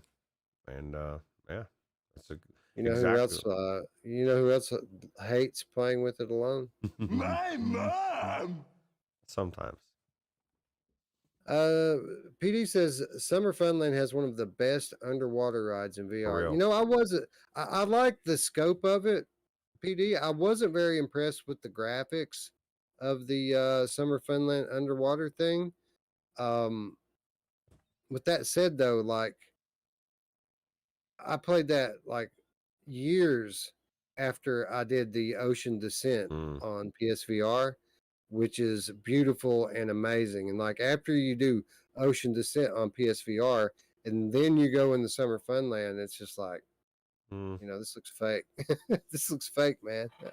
Yeah, no, I really enjoyed Summer Funland. And maybe they will. Maybe they'll still bring co-op, or maybe it'll be in Summer Funland too. Yeah, or Summer Funland Quest. Yeah, or the Quest. Yeah, exactly. Oh, anyway, I'm down for this. $15 all day long. Count me in. Stay tuned for more on this one. We're going to definitely try to get into it and check it out. Yep. Anyway, that's going to wrap up this week's news stories and bring us into the week's reminders. And we're going to start like we always do with what's out this week. And much like last week and the week before it, plenty of stuff coming out. First of all, the big one, Roots, Star Wars Tales from the Galaxy's Edge Last Call, coming on September the 15th. So what is that? 3 days from now, we're going to get part 2 to Star Wars Tales from the Galaxy's Edge. And looking at this latest trailer, which I don't know if you got the newest one or not, they put out a new trailer this week, and it looks freaking awesome, man. I'm pretty sure it's the new one. It does actually, and I thought the first one was amazing. It was just so well done. The acting and the characters really made me feel like I was in a real cartoon comic book show, right? And and so I guarantee, just like the first Vader Immortal came out, I guess the whole series, they've learned every time that they've done something. So this has got to be better than the first one. The first one was amazing. It looks action packed, dude. Like it looks really good, and it looks like that Star Wars adventure we all always wanted, and here it is, Yeah, $10. $10. That's not bad. That's actually a steal, right? Now let me ask you this. I'm assuming you have to own the main game to get the $10. You can't Oh, just I'm get this. sure. I'm Okay. sure. Yeah, but Yeah. they do have like a bundle. I think you can get them both together. Well, you know what's cool about this too is like everything about it looks different. Like all the character models, like they're different, just a lot of different stuff, right? You're not getting the same game you got from the first one. It's like they really, really went out of their way to make it a unique experience, and I think it's going to be amazing. Yeah, ILMX Lab does Hollywood quality work from a production standpoint, and I mean it's AAA quality here, and it's Star Wars. What else can we say? Yeah, absolutely. $10. If you already own the base game, it's only $10. And uh, we weren't sure when we talked about this, I think off air, or maybe it was on air, that the wording of it was said something about this was the final one, right? Now, did we find out if that was like maybe a misquote or if this is the final one? Because we kind of had the impression it was going to be more than two, right? Yeah, you would think so, but no, I have no idea. I only heard that from like one source though, so hopefully it was just a misquote. I mean, this would be a cash cow for them. They could release DLC for this for 5 years and people would buy it. Yeah, $10 a pop every couple months. I'd do it. So, or every The 6 only months. way that I would think that this would possibly be the last installment is if they're starting development of a Quest 3 game that's Mm, Quest 3 exclusive. Then I could see it.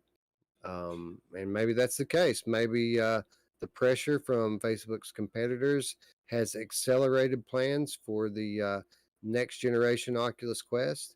And maybe that's the reason why they're cutting this one off and moving on to the next thing. yeah. Well, Wolver has got a good point. It says there's a slot for one more. There's 3 slots. So, it doesn't mean they're gonna use it, but it would make sense to at least do that third one. But I guess only time will tell. And I agree with Meow Meow the Gamer Cat. It says I am LMX could port Alex to Quest 2, and that would be amazing. Indeed. Space Dennison says, I found a Reddit post that says that the multiplayer for Pierhead Arcade is up to 4, Oh, but they had disconnects when connecting with more than 2. So maybe some performance issues. Hopefully they'll get that stuff ironed out. yeah, because like, who do you choose, Space Dennison? I know who you hang out with, bro. Like right here, I'm gonna put you on the spot. Who you gonna play with if it's only 2? You're leaving Well, out. this is what I would suggest because obviously this thing's probably locally hosted. I doubt there are dedicated servers for it. So if you could have one player that's using the Steam version, you would probably want that player to be the host Mm, and have him host all the Quest versions because I can only imagine trying to host like a 4-player multiplayer locally on a Quest headset. It's probably very stressful for the networking hardware. So that would be my suggestion to those of you who are going to try this out. You should probably have at least one person playing on Steam and have that person kind of invite everyone into their game. absolutely. Wolverazo says, "What makes multiplayer hard for those games? I seriously do not get it." My only assumption, it's not necessarily. I mean, it's work. Obviously, it's more work, but we're exiting the time where, I mean, we're not even that far removed from when it was unheard of that you might be playing with somebody else. Like there wasn't that not that many people in the whole realm of VR, and so the devs just didn't focus on it like they do now. Now it should be a foregone conclusion. You need co-op multiplayer, and it has to be in most games, or most people would prefer it at least. So It's a lot of work to put multiplayer in and maintain it too. right. It's not just about adding it in, it's about maintaining it. And I've talked to many developers who are working on games, and you say multiplayer to them and they're like, man, that's so much more money that we don't have. Uh, we'd love to be able to do multiplayer, but we just can't with the resources that we have. Well, So, I mean, I don't know, from a technical level what it takes, mm. but I know from talking to enough developers that it's not just something that you click a little box and it happens, that it actually, there's more to it than that. Well, the servers alone, what you just named, all the logistics of the servers. And if you, I mean, obviously, most games you would want a dedicated server. That costs a lot of money. If you don't have a dedicated server, guess who you need to front the money for the dedicated server? Oculus or Steam or whoever's thing you're playing it on. And that just, I mean, that I guarantee that's probably the main reason right there is it just logistically becomes a nightmare when you can just do a single player thing and avoid money and the nightmare, you know? So, Yeah, dedicated servers are a tricky thing. And I was recently talking to one of our indie dev friends who has um, a small multiplayer. It's a multiplayer only VR game, a small indie game on Steam.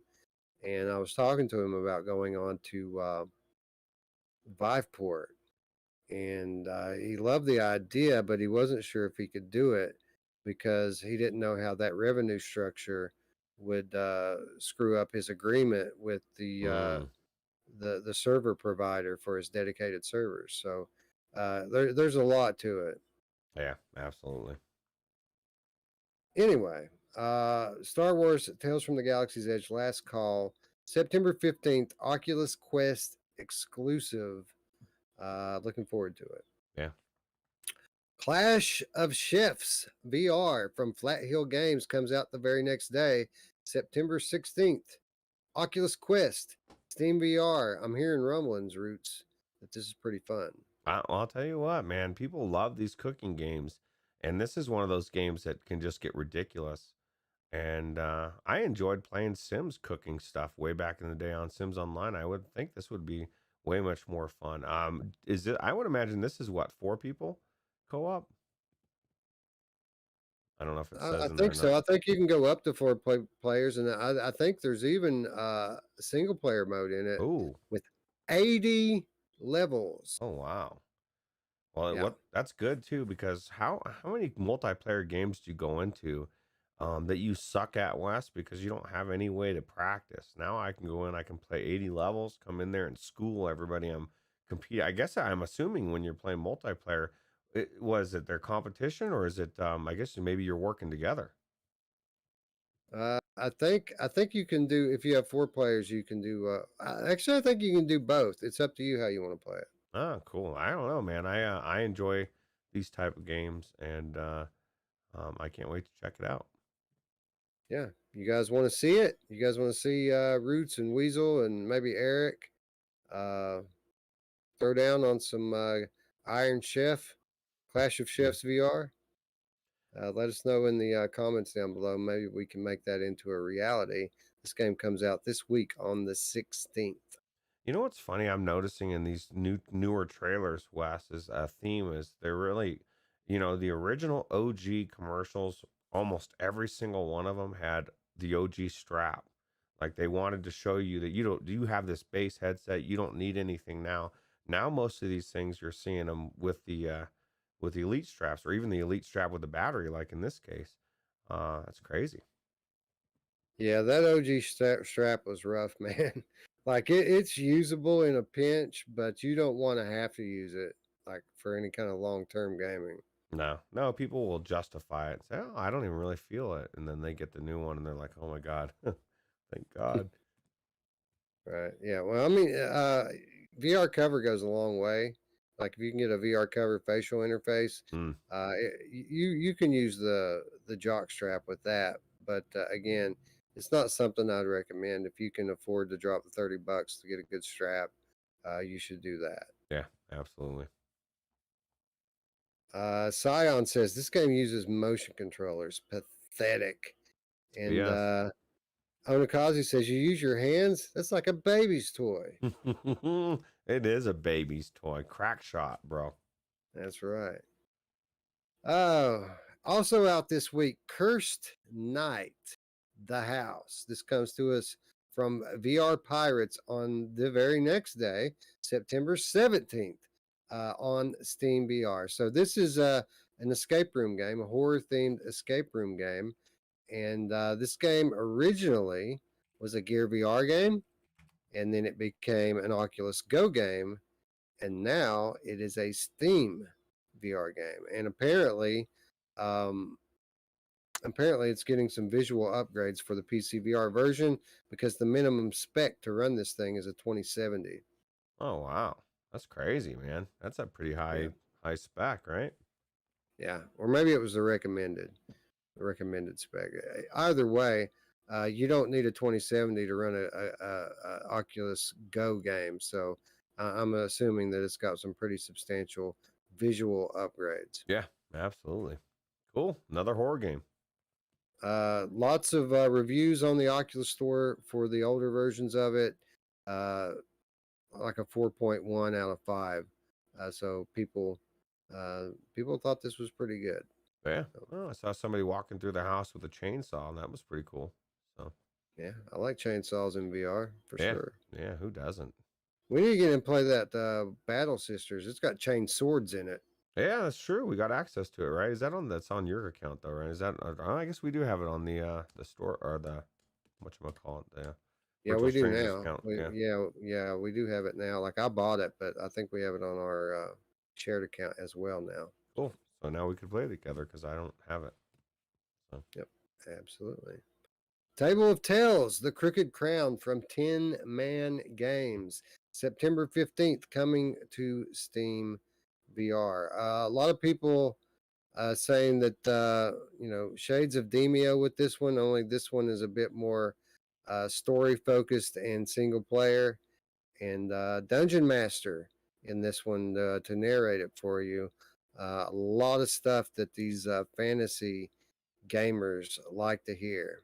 it's amazing. I really enjoyed this game. I can't wait to play it on PC. I'm going to be playing it because I've been kind of bummed out that I haven't been able to play it. This is one of the games that I really don't like that I don't own because of PlayStation VR. What it has over Demio is stuff moves. Somebody mentioned this in the comments earlier about Demio. I think it was Wolveraza. A little put off that the characters don't move. They do their one action as they do the card, but these ones actually move around and attack, and you can see them fighting each other when they go and attack stuff. And you have actual decisions where it makes a big difference. I've gone into situations and made the wrong choices and completely got my ass handed to me.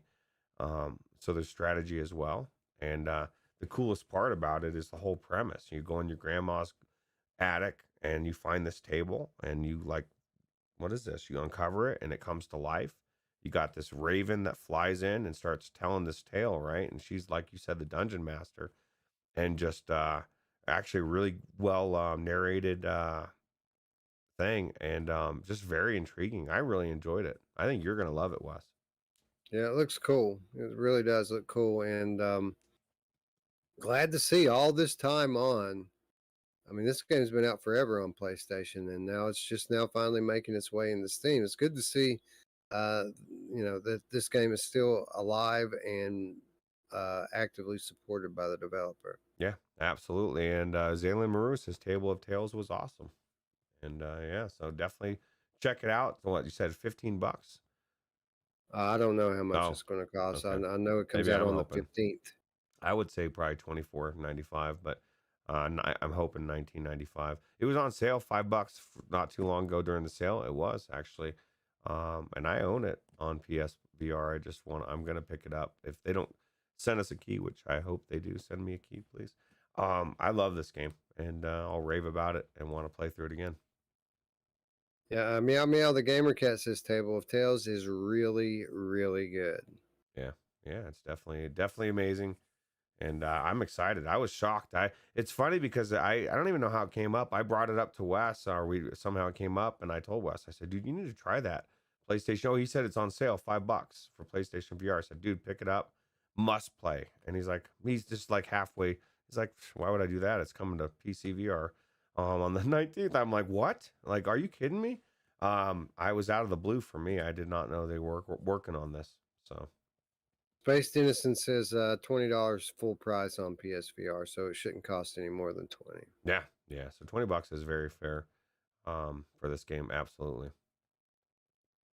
Well, won't have long to wait. 3 days, and it's out on Steam VR. Yeah, Radio Runt's gonna love this. If you love Demio, you'll love this game. Even though it's not multiplayer, it's a single player thing, but he loves the skirmishes, so it's essentially a skirmish. Awesome. And last but not least, out this week, Cave Digger 2, Dig Harder from VR Kiwi, September 14th. Steam VR only as of right now. So I didn't have much for Cave Digger 1. I didn't play it, but I could tell that it just wasn't my type of deal. It was a little one-dimensional and seemed a bit like a Gen 1 tech demo. Cave Digger 2, proper expansion in all facets of the game. And there's a lot more to the gameplay of this one. And most importantly, there's up to 4-player co-op in this one. So you can have fun with your friends. Paradise Decay was talking about this game the other day, talking about how cool it was. So I was saying we should check it out. Yeah, if you watch the trailer with sound on, it seems like it could be pretty cool. Like they're saying a bunch of crazy shit on there, which is the type of zany stuff that I like. I found it endearing, and again, enemies in this game you didn't get that before. Like you have to defend from some of these creatures, and there's actually some purpose to what you're doing down here. You're not just digging because it's a digging game. A full-on proper expansion compared to the first game, and the way you can tell that is because I'm actually talking about it, unlike the first one, which I completely ignored. Yeah, the first one wasn't too bad. It was more of a tech demo type of thing, like you said. Chris Richardson says the joy of Demio is the multiplayer play, which is exactly true. But what I'm saying is the story, the narrating, it just feels like more of an adventure as an RPG single player than say Demio, where Demio is all about the multiplayer. That's just definitely a game that I would not pass up if you like Demio, for sure. Yeah. Table of Tales shares a lot of common things with Demio, but they are two different games. They're not exactly the same game. This is this is a little less like a board game than Demio. It's like a real legit board game with animated figures. Yep. This is a lot closer to a normal RPG, like a normal video game RPG, than Demio is. Yeah, absolutely. But you're going to be blown away because you're going to feel like after playing it, like, oh my God, this came out 5 years ago, 4 years ago, or whatever it was. It's crazy. Scion says you can play as a sexy witch. Sold. Oh, hell But yeah. but Scion, it's another one of those damn motion controller games where you have hand presence. Yeah, absolutely. Piece of crap. Plus, you got to change your voice, Sion. I'm not going to buy that you're a sexy witch if you got a male voice.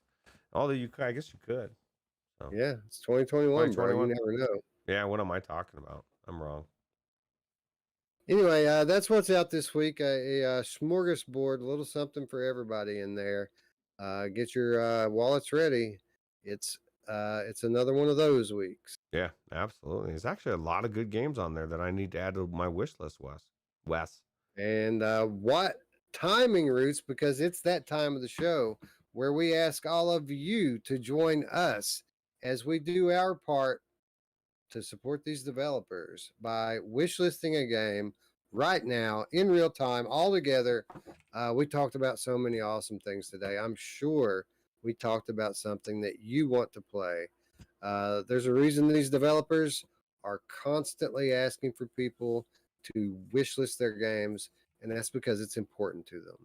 And they do so many awesome things. They kept us afloat when people said VR was dying, Roots. The least we can do is go click a button. It takes like friggin' 2 minutes to pull up a game and wishlist it. So why don't we go do that right now? Yeah, absolutely. I'm going to be doing Table of Tales, because I think unless I did it the other day when you mentioned it, I don't think I did though. Oh, I am all over Eye of the Temple. That is where I'm Oh going yeah. with this one. Oh yeah, because then we can actually download the demo at the same time, right? Good idea, Wes. Absolutely. Yeah. The Crooked I think Crown. Eye of the Temple is the star of the show this week, as in terms of new games. Right.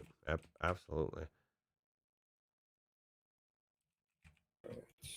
First steps free. Here it is. Okay, so I got the first steps free, and then there's something else for the wish list. Oh yeah, there's 2 demos. There's an Eye of the Temple demo, and then Eye of the Temple First Steps. I don't know. Just download them all. I'm downloading everything. Well, I'm going to wish list the game, and let's see here. We can find out what this other shit is. No, we can't. Not yet, anyway. They could make this friggin' search thing work a little better. They could, but that would be boring. Then you'd find stuff, like why would you want them to find your stuff on a store? It's crazy, Wes. First step. Let's see what First Steps is. The introduction to Eye of the Temple lets you step into a vast and treacherous temple in VR using your own feet. It reads like it's a demo, man. Yeah. Well, I mean, it very well might be, I guess. I don't know. Meow Meow, the gamer cat says, wish listed Brink Traveler, then I got it, and I'm seriously impressed. I'll tell you what, I've already picked it up myself while we were talking about it earlier, because I meant to pick it up before, and I for some reason I thought it was coming out soon. And Wes like, so yeah, it's on this platform. I'm like, fuck, man. I ran right to Oculus and bought it on the Rift version. I'm hoping it's cross-buy, but if it's not, I want it to be on a PC VR version. Well, I clicked on this Eye of the Temple demo search result. I got the same and thing. Took you to it the just page. took me into the Eye of the Temple page. It didn't even have a demo on it. But the free one does. So I got the demo downloading. The first one that comes up as free, that doesn't say demo in it, that's the one that has the demo listed, which is weird, right? You'd think the one that says demo on it would have the demo. But, that's not 2021 thinking. That's like 2018, 2017 ish and before. Right.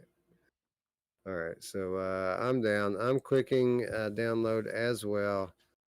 785 megabytes. Not too bad for what we're getting here. So yeah, absolutely. Looking forward to checking that one out. Absolutely. All right. So whatever you do, guys, be sure not to leave a comment down below telling us what you wish listed. We don't like comments. We want the algorithm to think our channel is dying. So all of you people who are leaving comments, just stop. Okay. Yeah, we want to be the best kept secret on YouTube forever. We don't want to grow. Who wants to grow? Yeah, you know who loves things growing? My mom! Yeah, she does. All right. So that brings us to our final reminder this week and every week. That is how you can do your part to help support our channel. And we already said it. If you haven't already, subscribe. Click the button, click the bell to keep up with our ever expanding library of content. We're making more and more and more videos, between 3 live podcasts every week. Tuesday night live streams from me.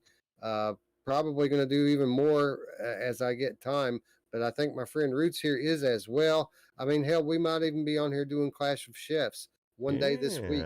You never know. That could happen.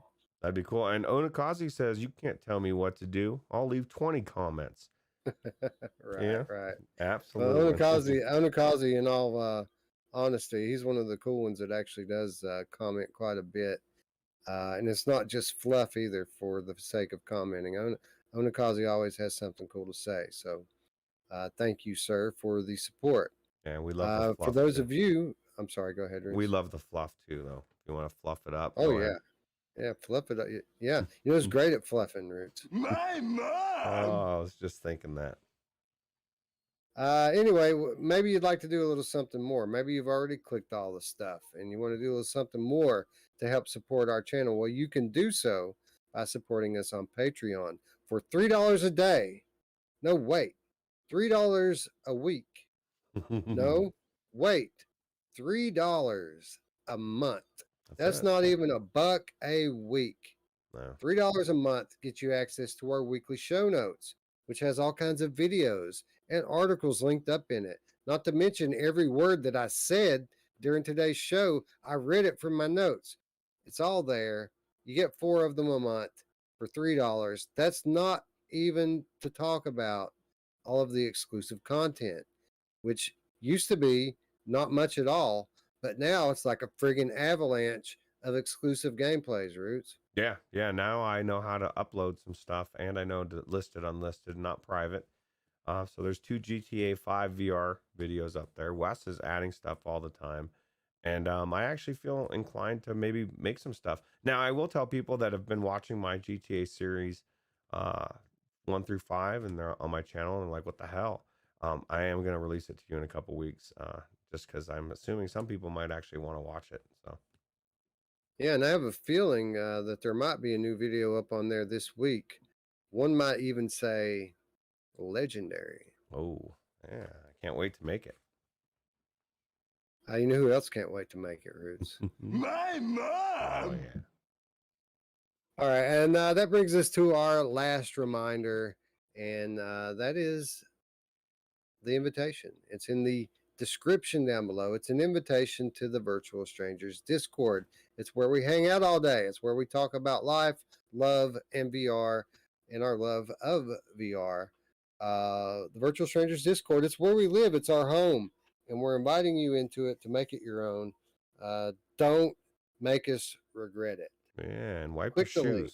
Yeah, wipe your shoes, or better yet, take them off. This is new carpet. So. It is new carpet. Anyway, with that said, friends, we'd like to thank you all once again for watching. For Roots, I'm Wes. We will see you Tuesday. Tuesday, Roots. Tuesday. It's going to be epic. All right.